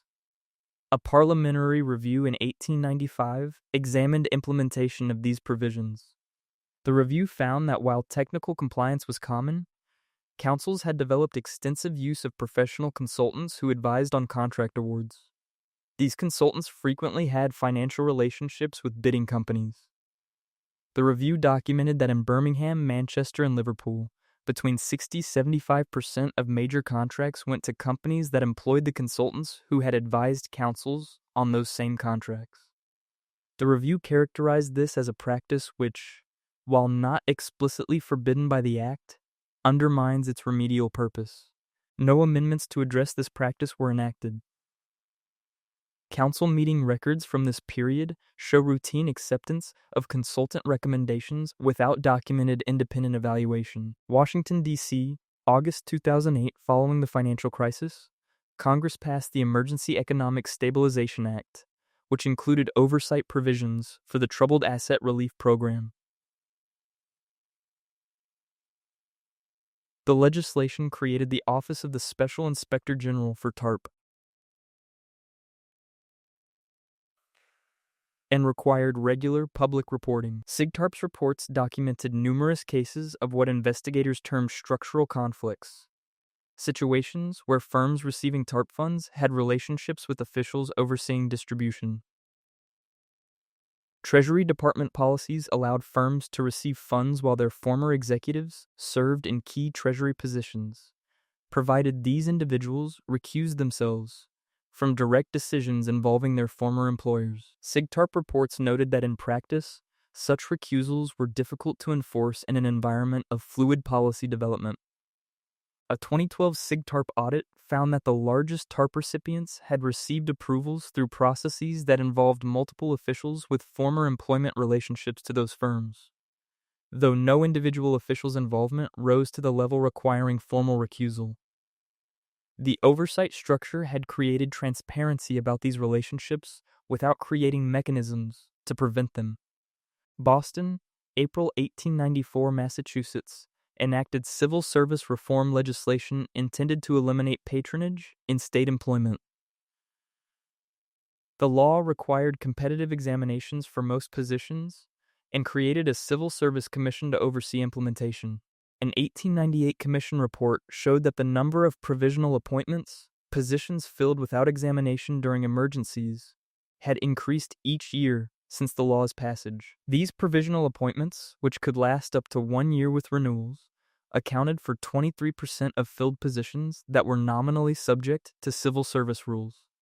The Commission's own analysis noted that the provisional appointment mechanism, intended as a narrow exception, has become a routine alternative pathway. Commission records show that provisional appointees had a 71% rate of eventual conversion to permanent status, compared to a 34% success rate for candidates who took competitive examinations. The law had created the appearance of merit-based hiring while preserving substantial discretion in actual hiring decisions. The first crack appeared in 1973, when a low-level clerk named Marion Hodges discovered a filing error in the municipal archives. What seemed like a simple misfiled deed, a property transaction from 1889, contained signatures that shouldn't have existed. 3 council members, who according to official records, had resigned before the document's date, Hodges reported it to her supervisor, who quietly reassigned her to a different department. But Hodges 58 had already made copies. By 1905, the pattern was undeniable to those willing to see it. Journalist Arthur Pemberton published a series of articles in the Daily Chronicle tracing inconsistencies in land transfers spanning 40 years. Properties condemned for public use somehow ended up in private hands. Pemberton's printing press mysteriously caught fire 3 days after his 5th article ran. The insurance investigation was never completed. The modern unraveling began in 1989, when graduate student Lisa Chin chose an innocuous topic for her thesis: municipal land use patterns in mid-century development. Her research assistant scanned thousands of archived documents for digitization. The computer flagged 147 anomalies: deed transfers where the grantor had died before the signing date, rezoning approvals issued before applications were filed, demolition permits predating the buildings themselves. Chin's thesis advisor suggested she choose a different topic. She refused. In 1933, banker Edward Moss had noticed something peculiar in the loan documents for the Riverside Development Project. The collateral properties had been assessed at values triple their market rate, assessments signed by a city appraiser who'd been on medical leave during the supposed inspection dates. Moss prepared a confidential memo for the bank's board of directors. It was never discussed at any board meeting. Moss died of a heart attack 6 weeks later, at age 42. Each exposure followed the same trajectory: discovery, documentation, dismissal.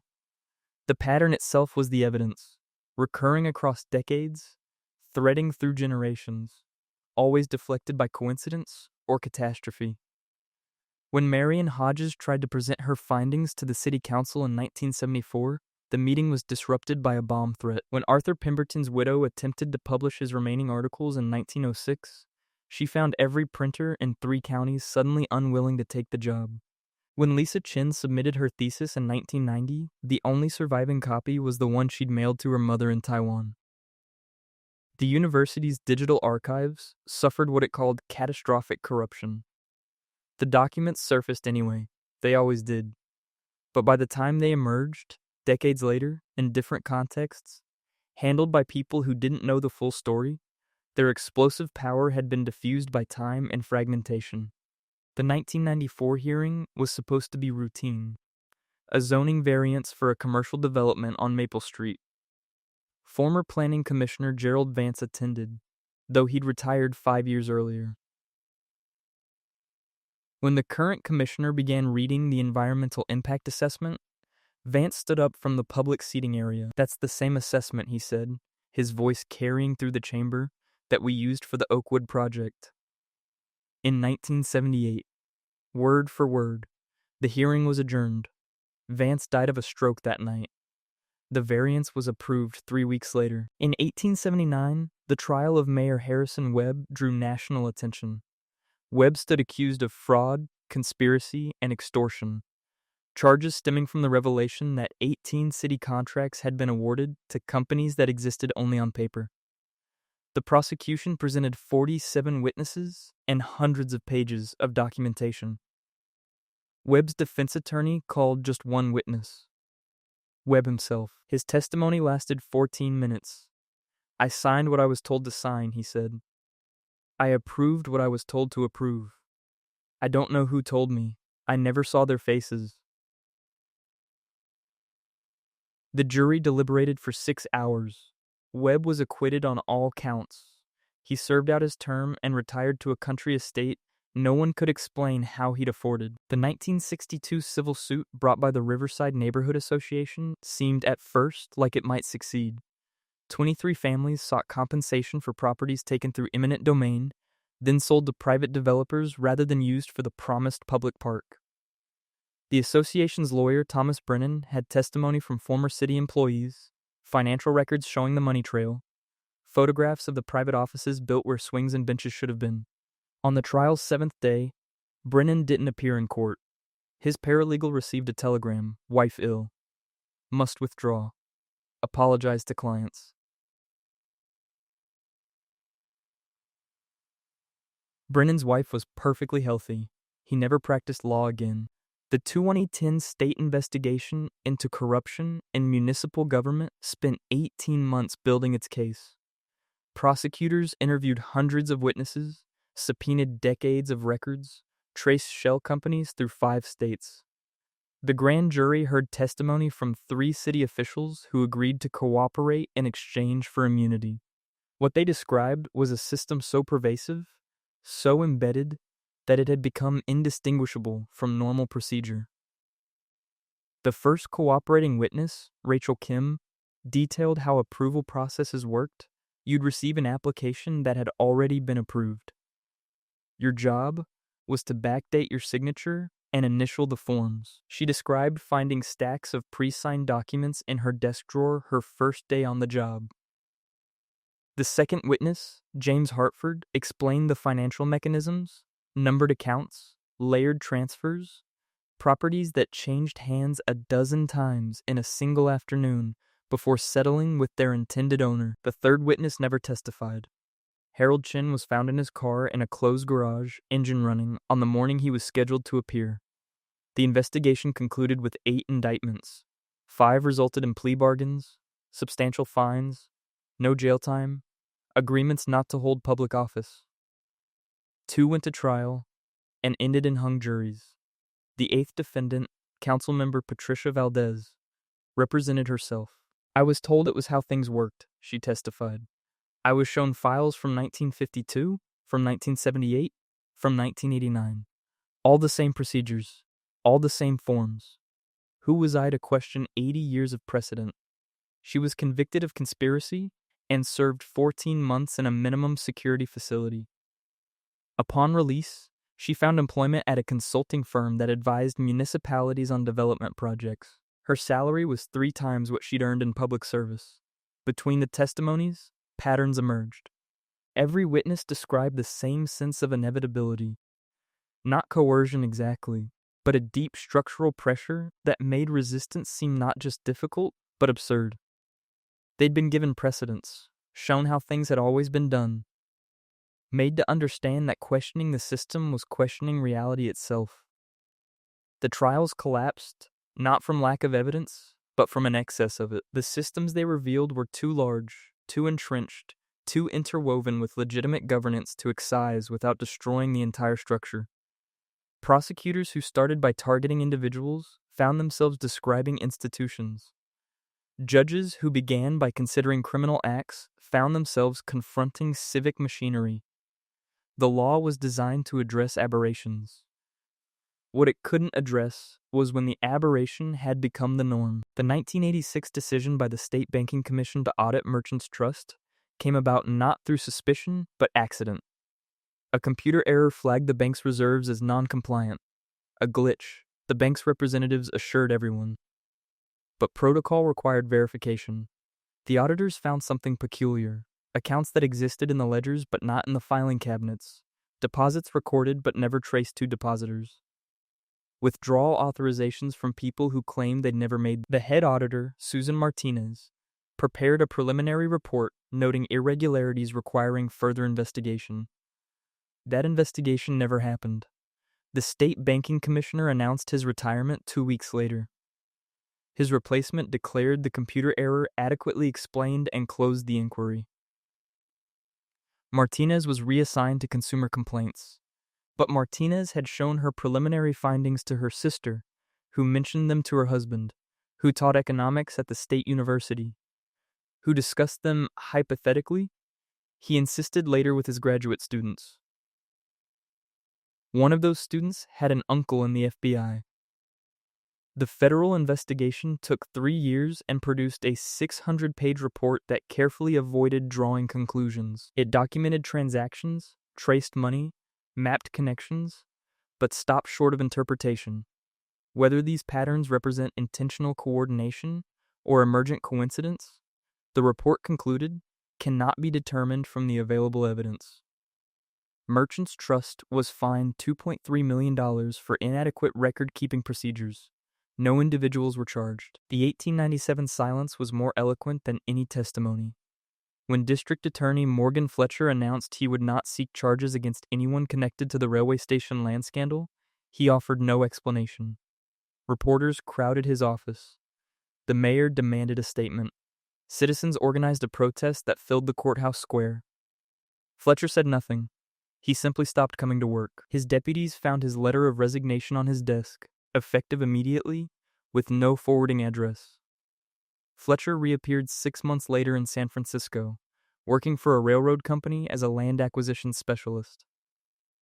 When tracked down by a persistent journalist, he would say only, "I looked at what it would cost to pursue justice, not in money, in what would be destroyed in the pursuit. I decided the price was too high." He refused to elaborate. The 1952 Zoning Board revolt lasted exactly one meeting. 5 new members, all reform candidates elected on anti-corruption platforms, attended their first session determined to scrutinize every variance, every permit, every exception. Chairman Robert Walsh opened with a proposal to review all approvals from the previous 12 months. The board's secretary, Helen Porter, who'd held the position for 17 years, quietly placed a folder in front of each new member. "Background materials," she said. The folders contained newspaper clippings, bankruptcy notices, court records. Each new member found documentation of their predecessors, the reformers who'd tried before, what had happened to their careers, their families, their finances. Porter said nothing else. The meeting proceeded normally. Walsh's motion to review past approvals was never introduced. 3 of the 5 reform candidates resigned within the year, citing personal reasons. The other 2 served out their terms, voting consistently with the establishment majority. By 2004, the chain reactions had become visible enough that a network journalist named Catherine Wells decided to map them. She created a database. Every investigation, every resignation, every accident, every convenient memory lapse. She tracked the patterns across 127 years. Her software identified 89 distinct incidents that shared common elements. Documents disappeared, witnesses recanted, investigators redirected, prosecutors declined. She produced a documentary that was scheduled to air on a Tuesday evening in March. On Monday afternoon, the network's legal department raised concerns. The documentary made claims that, while technically sourced, could be considered defamatory. Wells was asked to make revisions. She refused. The network standards department then noted factual inconsistencies, dates that couldn't be verified, attributions that seemed questionable. Wells provided her sources. The standards review took 6 weeks. When it concluded, the documentary was approved to air. But by then the scheduled time slot had been filled with other programming. Wells was told it would run when time permits. It never did. Wells left journalism and became a professor of media studies, where she sometimes showed the documentary to her students as an example of how institutional pressure functions without explicit censorship. Each decision created ripples. Fletcher's silence in 1897 taught ambitious prosecutors that some cases weren't worth career suicide. The 1952 folders taught reformers that the system kept records of its victories. Martinez's reassignment in 1986 taught auditors where the boundaries were. Wells's documentary taught journalists that some stories, no matter how well documented, couldn't be told through conventional channels. The chain reactions weren't conspiracies. They were lessons, teaching themselves across generations. The system didn't need to issue orders. It simply needed to remember what happened to those who pushed too hard, and to make sure anyone who might consider pushing could access those memories. What remained unspoken was often louder than what was said. The gaps in testimony, the declined prosecutions, the convenient retirements, these silences accumulated, creating a negative space that described the shape of something too large to see directly. You could only perceive it by tracing what bent around it, what stopped when approaching it, what turned aside rather than confronting it. The unraveling was never complete because there was nothing discrete to unravel. Each thread pulled led to a dozen others. Each exposure revealed another layer. Each reaction created new patterns that would themselves need to be decoded by future investigators, who would face their own choices about how much truth was worth pursuing, and at what cost. The superintendent's statement was carefully worded. We are implementing new protocols to ensure student safety remains our highest priority. The phrase highest priority appeared 17 times in the document. Not mentioned, the security contractor who'd flagged concerns 3 months prior now suddenly retired. Not mentioned, the internal memo recommending budget cuts to counseling services, dated 2 weeks before. The families held press conferences. The media covered them. The protocols were announced. Everyone agreed. Never again. The security contractor started a consulting firm. Inspector Aberline was promoted 6 months after the Ripper murders ceased. His final report on the case ran to 43 pages, each one a masterclass in strategic omission. He described the victims in clinical detail. He outlined the investigative procedures. He noted the unprecedented public cooperation. He did not mention the physician whose name appeared in 3 separate witness statements. He did not mention the carriage seen near 2 crime scenes, bearing a crest his sergeant had recognized. He did not mention the meeting in the commissioner's office where certain evidence was deemed unreliable for prosecution. The case remained officially unsolved. The physician continued his Harley Street practice for another decade, treating members of parliament, respected until his natural death. His obituary praised his dedication to the advancement of medical science. Daniel Ellsberg went to trial.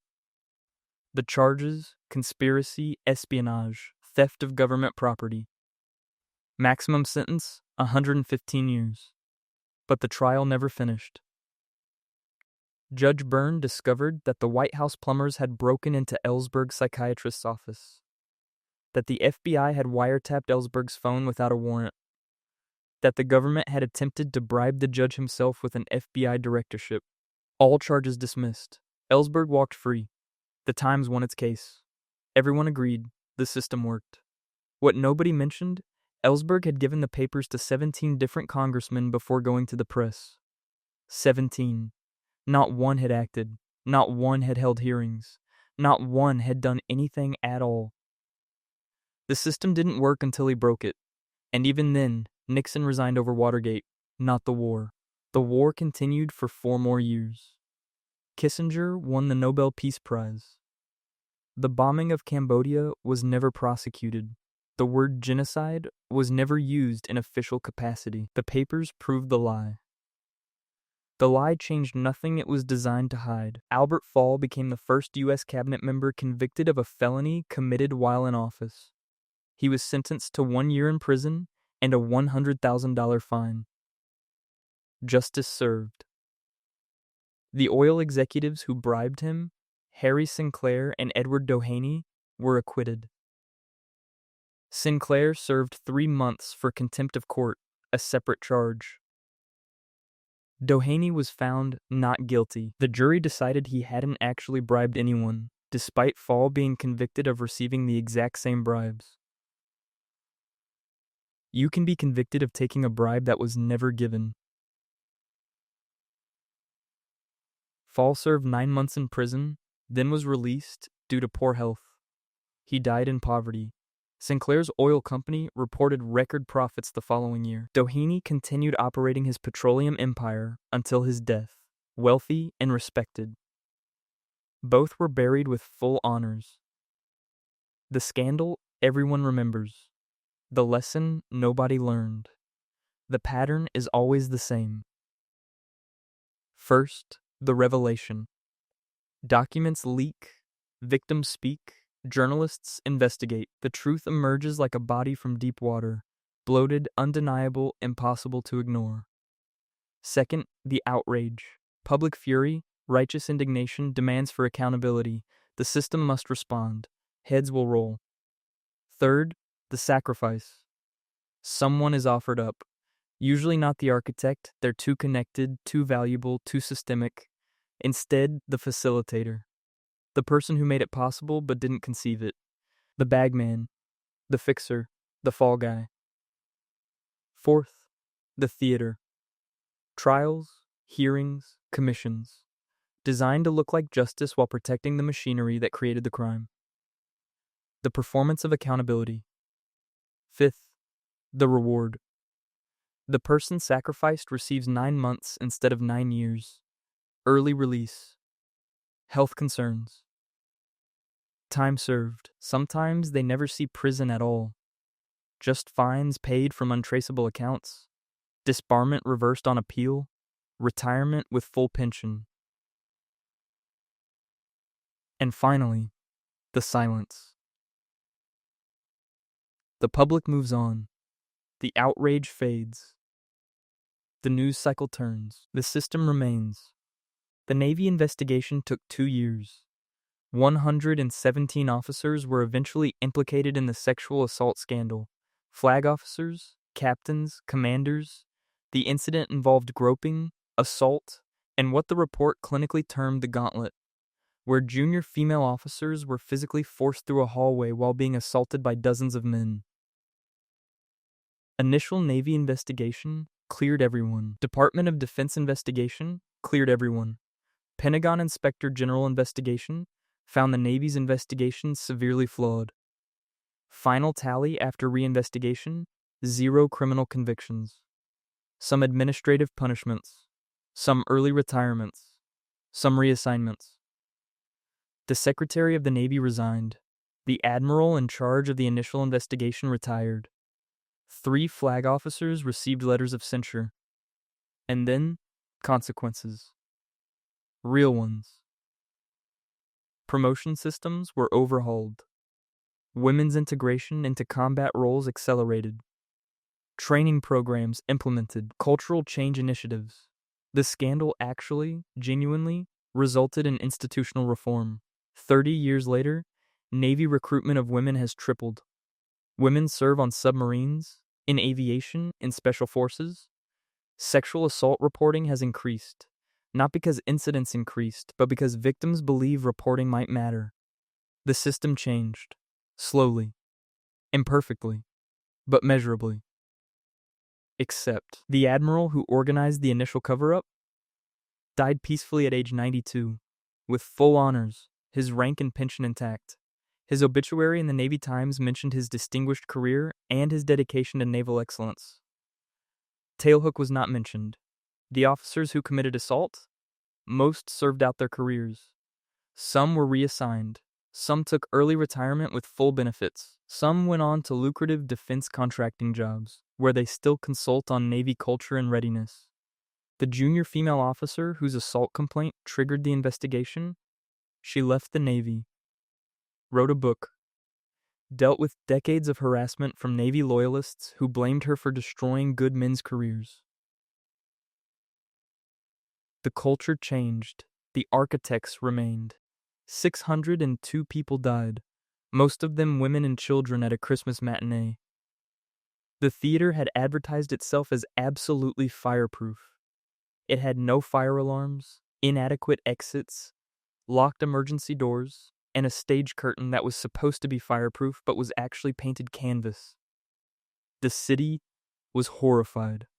Arrests were made. The theater owners, the building inspector, the fire chief, the stage manager, the mayor who'd approved the occupancy permit, all charged. The trials dragged for years. Defense lawyers delayed, appealed, moved venues. Witnesses forgot details. Evidence disappeared. One by one, charges were dropped. Final convictions? 0. But the consequences? Massive. Chicago overhauled its fire code. Then Illinois. Then the entire country. Panic bars on emergency exits? That's from Iroquois. Exit signs that glow in the dark? Iroquois. Occupancy limits strictly enforced? Iroquois. Outward opening doors in public buildings? Iroquois. Every theater, every school, every public building in America is safer because 600 people burned to death in Chicago in 1903. The building codes worked. They're still working. Children are alive today because of regulations written in the aftermath of that fire. The owners? Rebuilt. One of them, Will J. Davis, went on to operate theaters across the Midwest for another 30 years. Died wealthy, respected, memorialized as a pioneer of American theater. The inspector who'd signed off on the unsafe building despite obvious violations? Fired, then rehired in a different department 6 months later. Retired with full pension. The architect who designed the death trap continued designing theaters. His other buildings still stand. Some are on historic registers. The laws changed. The lawbreakers prospered. Dr. Frances Oldham Kelsey, a new FDA reviewer, refused to approve thalidomide for sale in the United States. The drug company pressured her. Her supervisors pressured her. She was called stubborn, difficult, obstructionist. She demanded more safety data. The company stalled. She demanded teratogenicity studies. The company provided inadequate research. She held firm. In Europe and Canada, where the drug had been approved, 10,000 children were born with severe birth defects. Phocomelia, limbs that didn't fully develop. Some babies born with flippers instead of arms. Some with no limbs at all. In the United States, because one bureaucrat refused to be pressured, 17 cases, all from clinical trials or samples obtained abroad. Kelsey became a national hero. JFK gave her an award. Her story entered medical school curricula. The FDA's drug approval process was completely reformed. The Kefauver-Harris Amendment required proof of efficacy and safety before approval, not after. 10,000 lives destroyed. Hundreds of thousands of lives saved. And the German pharmaceutical company that made thalidomide? Gernenthal. They paid settlements, small ones, fought them for decades. Never admitted liability. Never apologized, not officially, not until 2012, 50 years later, and then only under pressure. The executives who suppressed safety data never prosecuted, never imprisoned. Several went on to leadership positions in other pharmaceutical companies. The British distributor paid pittance settlements, declared bankruptcy to avoid further liability, then reformed under a new name. The long-term consequence? The system became more rigorous. The EFTA became the model for drug regulation worldwide. Countless dangerous drugs were kept off the market, but the human consequence? The thalidomide survivors lived with their disabilities. Many couldn't work. Many faced discrimination. Many died young from complications. The settlements they received, when they received any, amounted to a few $1,000s per person. The companies moved on. The victims didn't. The city, under state-appointed emergency management, switched its water source to save money. The Flint River water was corrosive. It leached lead from aging pipes into drinking water. Officials knew. Studies showed elevated lead levels. Residents complained the water was brown, smelled bad, caused rashes. State officials insisted it was safe. Dr. Mona Hanna Atisha, a pediatrician, conducted her own study. Lead levels in children's blood had spiked. She went public. State officials called her research unfortunate, said she was causing near hysteria, attempted to discredit her. She had tenure. She had data. She had community support. She persisted. Eventually, the state admitted the problem. The federal government intervened. The water source was switched back. The emergency was declared. Consequences. 15 officials were criminally charged, including the state health director and the state director of environmental quality. Charges ranged from misconduct to involuntary manslaughter. The city received federal aid, new pipes were installed, monitoring systems were enhanced. Real accountability, it seemed. But then, 8 years of legal battles. Charges dismissed. Charges refiled. Witnesses died. Evidence was deemed inadmissible. Appeals, motions, delays. By 2023, no one had served prison time. Most charges were dropped or pleaded down. The former governor, who'd overseen the emergency management system, pleaded no contest to misdemeanor willful neglect of duty. He was sentenced to a year of probation. His pension? Intact. His law license? Intact. His book deal? Signed. The long-term consequence for Flint? Infrastructure improved, but trust destroyed. Children with irreversible lead exposure? Effects that last lifetimes. Property values collapsed. Population declined. The scars remain. The long-term consequence for the system? Emergency management laws are still in place. Other cities still have lead pipes. The same cost-saving logic that poisoned Flint still drives municipal decisions across the country. The immediate crisis was resolved. The systemic crisis continues. This is the paradox of long-term consequences. Sometimes the system learns. Sometimes regulations improve. Sometimes institutions actually change. But the people who made the regulations necessary, they rarely pay the price the regulations exact from everyone else. New building codes save lives, except the lives already lost. New drug approval processes prevent disasters, except the disasters that prompted them. New oversight prevents corruption, except the corruption that funded the careers of those now comfortably retired. The long-term consequence is a better system built on unaccountable bones. The official narrative, written in real time by crisis communications consultants, Penn State's story is one of resilience. In the wake of the Jerry Sandusky scandal, the university community came together. Leadership changed. Policies were reformed. Athletic department oversight was enhanced. The institution emerged stronger, more committed than ever to its core values of integrity and student welfare. The Free Report identified failures. Those responsible were removed. Settlements were paid. The university cooperated fully with authorities. Penn State took responsibility. The actual facts? Joe Paterno knew since at least 1998. Graduate assistant Mike McQueary witnessed a rape in 2001 and reported it. Athletic director Tim Curley knew. Senior VP Gary Schultz knew. President Graham Spanier knew. They discussed it. They debated what to do. They decided not to report it to authorities. They decided not to ban Sandusky from campus.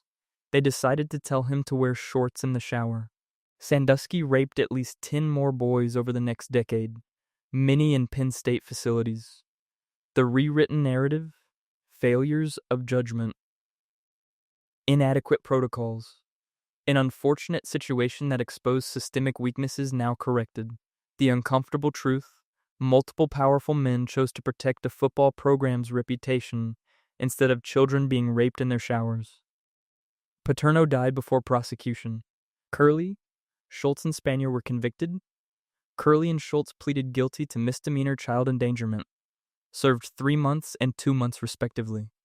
Spanier was convicted of the same, sentenced to 4 to 12 months, served 2 months in county jail.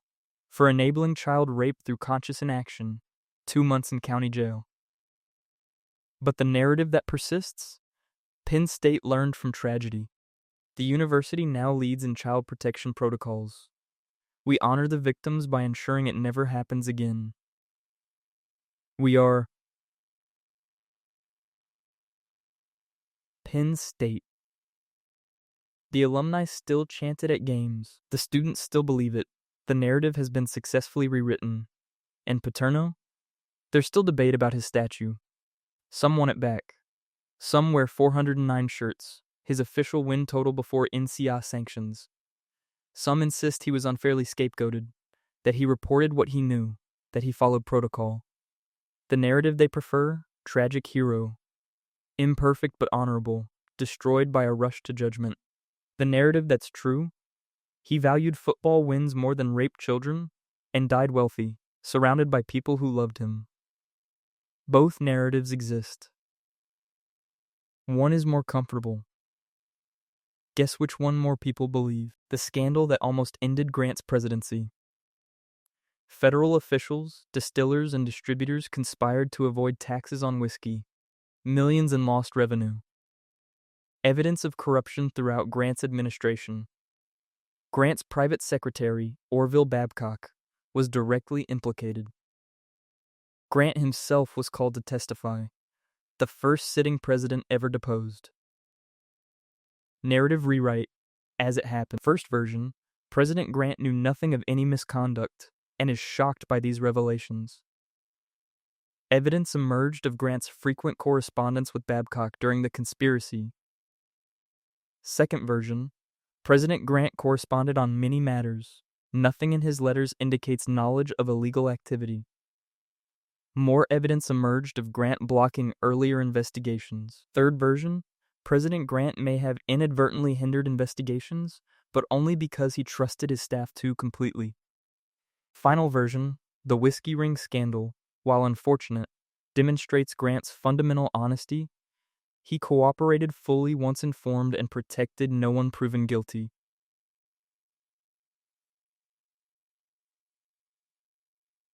Babcock was acquitted. Grant testified as a character witness. Babcock was immediately rehired in a different federal position. Modern historical narrative. Grant's presidency was marred by corruption, though Grant himself was considered personally honest. Translation: everyone around him was corrupt. He protected them, promoted them, testified for them. But we've decided to believe he didn't know. The narrative protects the presidency. The presidency protects the men. The men rewrite the narrative. Circle complete. The official story: North Vietnamese boats attacked the US Maddox in the Gulf of Tonkin on August 2, 1964. A second attack occurred on August 4.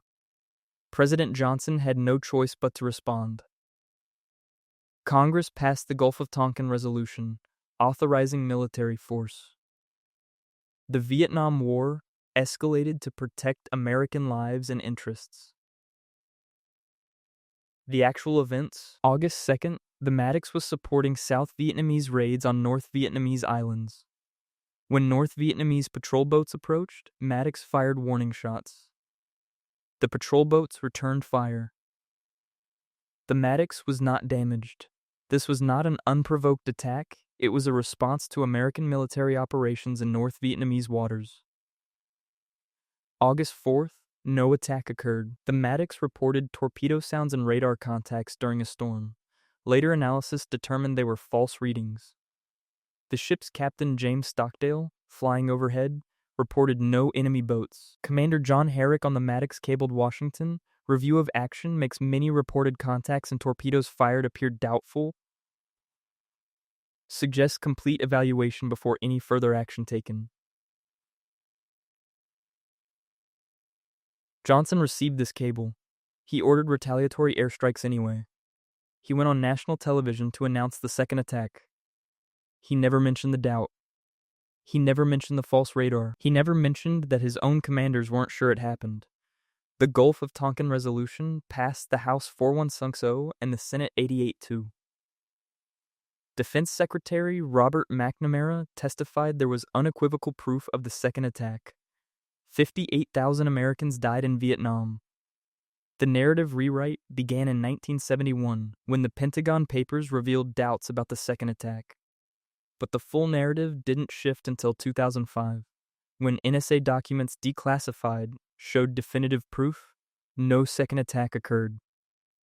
By then, McNamara had published his memoir. His narrative: we were wrong, terribly wrong about Vietnam. But we acted in good faith with the information available. Information that included cables saying the attack didn't happen. Information he had when he testified under oath that it definitely did. The current historical narrative, the Gulf of Tonkin incident, demonstrates how incomplete intelligence and Cold War paranoia led to tragic escalation. Not leaders manufactured a pretext for war they'd already decided to fight. Not they lied to Congress and the American people to justify killing millions. The passive voice does heavy work. Intelligence was incomplete instead of McNamara lied. Escalation occurred instead of Johnson chose war based on an attack he knew probably didn't happen. McNamara died in 2009, age 93, surrounded by family. His obituary called him one of the most influential defense secretaries in American history, and noted he later expressed regret about the war. Regret, not responsibility, not accountability, regret. The narrative protects the architect. The deaths become tragedy. The lies become incomplete information. Passive voice as absolution. The immediate narrative, written by German authorities. Spontaneous public outrage following the assassination of German diplomat Ernst von Rath by a Polish Jew led to unfortunate incidents across Germany. Some property damage occurred. Authorities worked to restore order. The actual events. Nazi leadership planned and coordinated a nationwide pogrom. Goebbels gave the order. SS and SA members in civilian clothes attacked Jewish homes, businesses, and synagogues. 267 synagogues destroyed. 7,500 Jewish businesses destroyed. 30,000 Jewish men arrested and sent to concentration camps. At least 91 Jews murdered, likely many more. The glass from shattered windows, from Jewish-owned shops, from synagogues, from homes, covered the streets. Kristallnacht. The Night of Broken Glass. The Nazi narrative. Regrettable but understandable reaction to Jewish provocation.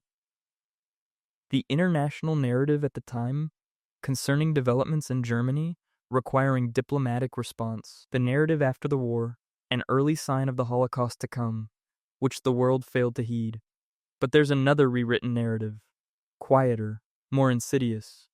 The companies that insured those destroyed businesses, they paid out claims to the German government, which immediately confiscated the money and fined the Jewish community 1 billion Reichsmarks for the damage done to them.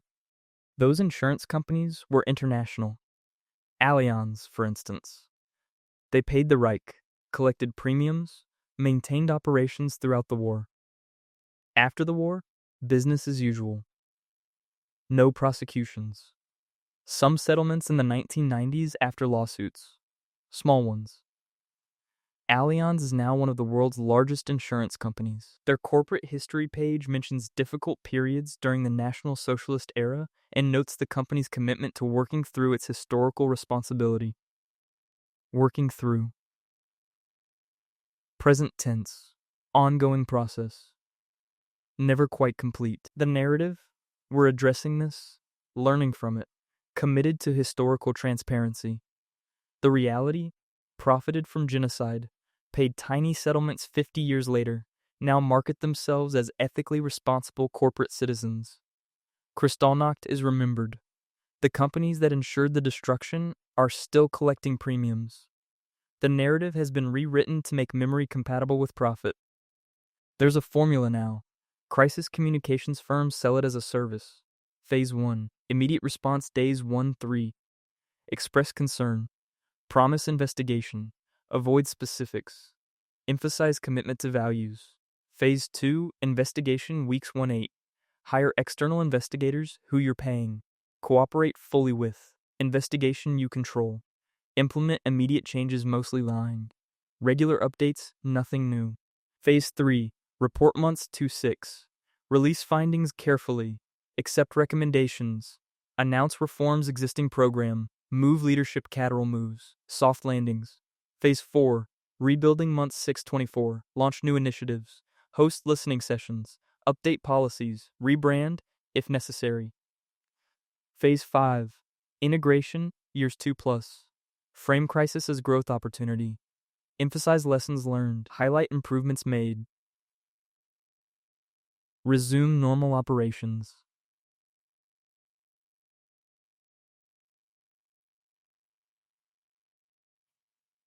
Phase 6. Legacy, years 5+. Crisis becomes case study. Leaders become speakers. Victims become statistics. Truth becomes narrative. It works. Every time. Because we let it. Because we move on. Because the news cycle turns. Because we're tired. Because we want to believe people learned. Because we need to believe institutions can change. Because the alternative, that they won't, that they don't, that they're designed not to, is too exhausting to accept. The narratives have been rewritten. Penn State is resilient. Grant was misunderstood. Vietnam was complicated.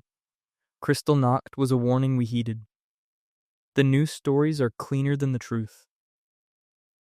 More hopeful. More manageable. More false. But false narratives are easier to live with than true ones. So we accept the rewrites. We teach them to our children. We move forward into the same structures that necessitated the rewrite in the first place. You know that when they say mistakes were made, they mean Choices were made, and we're not telling you who made them. It's not an accident. It's design. The sentence removes the actor, the motive, and the consequence, and leaves you with something that sounds like truth but costs nothing to say. You know that when they say lessons were learned, they mean we learned how to manage the PR better next time. You know that when they say reforms were implemented, they mean we created new policies we have no intention of enforcing. You know. And knowing doesn't change anything. But it makes you complicit in a different way. Before, you didn't know the pattern. You believed in accountability. You thought the system worked. Eventually, imperfectly. Now you know it doesn't. Not for everyone. Not really. Now you know the machine runs on the ground-up bones of people who trusted institutions to protect them. Now you know that every promise of never again is made by the same structures that enabled this time. Now you know someone will be sacrificed. Not the architect, never the architect, but someone close enough to satisfy. Someone whose sacrifice protects the structure that created the conditions that made the scandal inevitable. There will be reforms. They will be announced with fanfare. They will be implemented with less enthusiasm. They will be quietly defunded within 5 years. By the time anyone notices, the crisis will be old news. There will be settlements. NDAs will be signed. Victims will be compensated for their silence. The amount will be large enough to make headlines, small enough to preserve profit margins. Accountability will be measured in dollars, not consequences. The news cycle will move on.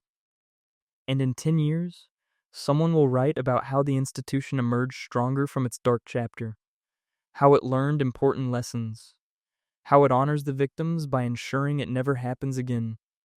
The investigation ended without conclusion. The official returned to private practice, the firm took the contracts, and the records stayed clean enough to pass inspection. No charges. No outrage. Just continuity, until it does. The same alarms sound, the same assurances follow, the same committees convene. Statements are drafted, timelines adjusted, responsibility diluted.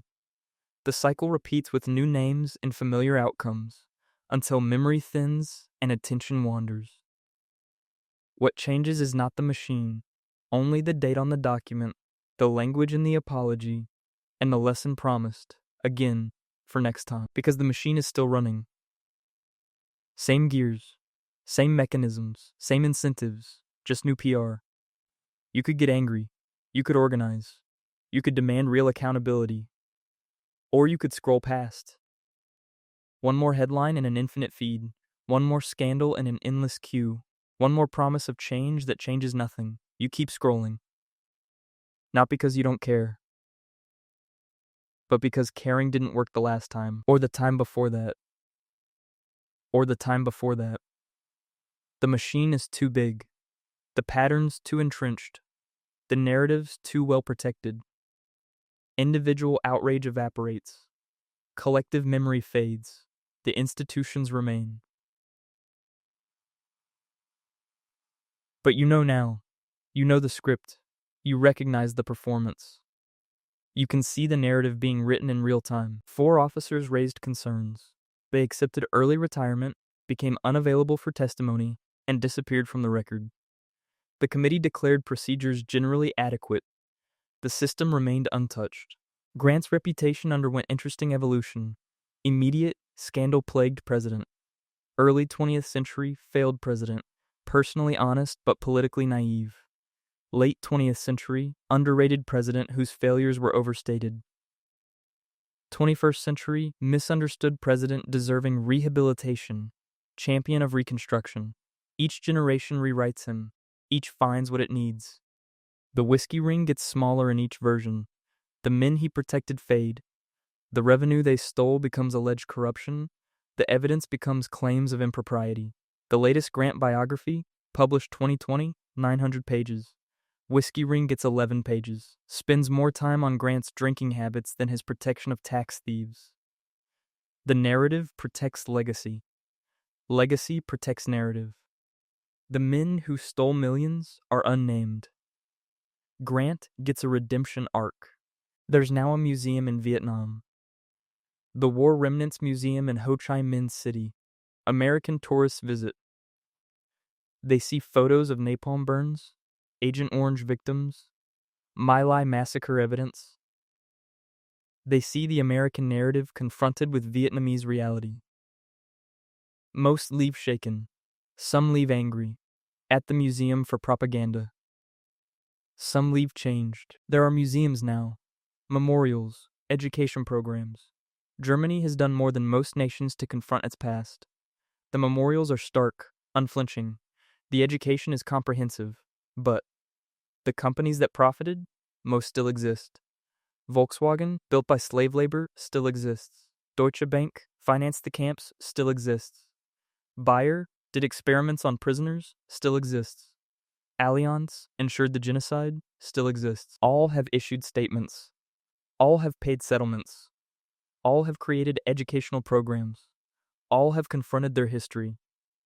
All are also massively profitable corporations that use Nazi collaboration as their foundation for post-war growth. The narrative? These companies have reckoned with their past and transformed into ethical modern corporations. The reality? They kept the wealth. They kept the infrastructure. They kept the market dominance. They paid a tiny fraction back and called it reckoning. But the real narrative rewrite isn't corporate. It's temporal. Nazi Germany has become historical abstraction. The Holocaust is taught as unique evil, unprecedented, hopefully never repeated. This narrative is comforting. It's also false. The Holocaust was industrial genocide. But genocide isn't unique. The concentration of corporate power isn't unique. The collaboration of bureaucrats isn't unique. The systematic dehumanization isn't unique. What's unique is that we've convinced ourselves it was unique, that it couldn't happen again. Not like that. Not here, not now. The narrative rewrite. This was exceptional aberration, not logical extension. The uncomfortable truth, the mechanisms that made it possible, exist in every modern state. The corporations that profited still exist. The bureaucratic structures that enabled it still exist. We've rewritten the narrative to make it history instead of warning. And now you know why narratives get rewritten. Not because truth is relative. Not because everyone has their own truth. Not because objective reality doesn't exist. Narratives get rewritten because the truth is expensive. Expensive to acknowledge. Expensive to address. Expensive to repair. Cheaper to rewrite. Cheaper to call it mistakes were made than murder. Cheaper to call it errors in judgment than conspiracy. Cheaper to call it tragic escalation than war crime. Cheaper to call it institutional failure than institutional choice. The passive voice costs nothing. Active voice costs everything. There's a scholarship fund now. The Sandusky Scandal Victims Fund. Penn State contributed. The NCA contributed. Donors contributed. Good things came from horror. Children are safer. Protocols are stronger. Awareness is higher. But ask yourself, who writes about Penn State now? Sports journalists writing about football's resilience. Business professors teaching crisis management. Public relations experts analyzing reputation recovery. Penn State has become a case study in successful institutional response to scandal. The children Sandusky raped? They're not the story anymore. They're the footnote that explains why the real story, successful crisis management, was necessary. The narrative has been rewritten. From institution that enabled child rape to institution that overcame adversity, and it worked. Applications are up. Donations are up. The football stadium still fills. The rewrite is complete. But in American textbooks, the narrative is tidier. The Vietnam War was a complex conflict influenced by Cold War politics. The Gulf of Tonkin incident led to American escalation. The war's outcome demonstrated the limits of American military power. Passive. Clean. No one did anything. Things just happened. Not. American leaders lied to justify a war that killed millions for no strategic gain. That narrative doesn't make it into standard textbooks. McNamara's later books are taught in political science courses as examples of reflective leadership. His admission of error is held up as intellectual honesty. The narrative, even the best and brightest can be wrong. We should learn from their humility. Not, he knew it was wrong while doing it and did it anyway. The rewrite turns war criminals into tragic figures who learned important lessons too late. Lessons they teach from comfortable retirement, well compensated, never prosecuted. This is the final sleight of hand, the narrative rewrite. It happens slowly, in stages. Stage 1, denial it didn't happen. The reports are exaggerated. These are isolated incidents being sensationalized. Stage 2, minimization it happened, but not as badly as claimed. The scope has been overstated. Context is being ignored. Stage 3, rationalization it happened, but there were reasons. Decisions were made with limited information. The standards of the time were different. Stage 4, deflection it happened, but others were worse. This was regrettable, but consider the alternative. Compared to what could have happened?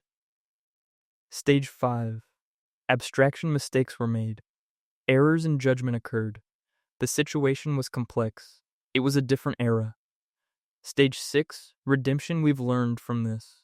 It made us stronger. We honor the victims by ensuring it never happens again. This dark chapter ultimately led to important reforms. Stage 7, integration. The scandal becomes historical footnote. The perpetrators become complicated figures.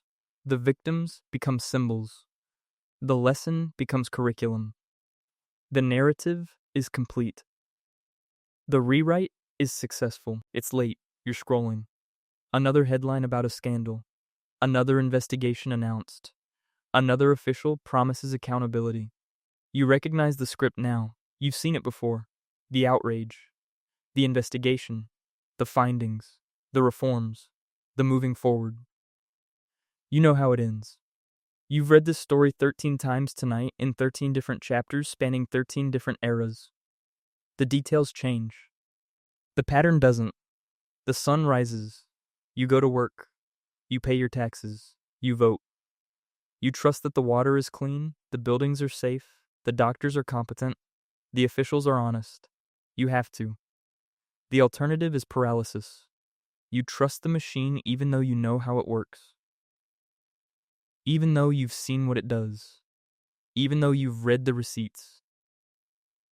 Because what choice do you have? So you keep scrolling.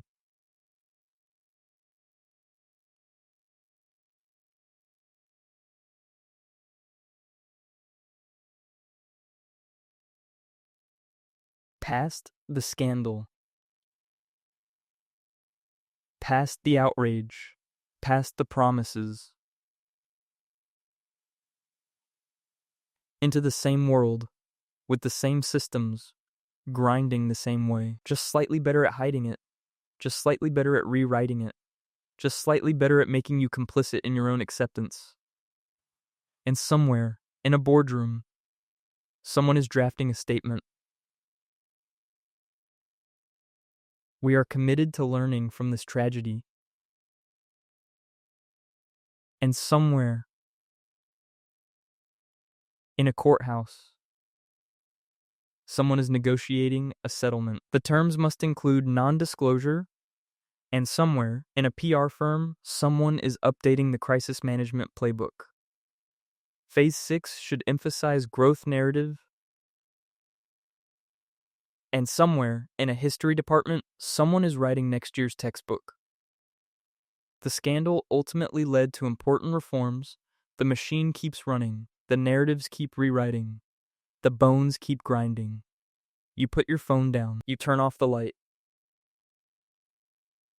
You close your eyes. And tomorrow, you'll wake up and trust the machine again. Because you have to. Because the alternative is unbearable. Because the lullaby is more comfortable than the truth.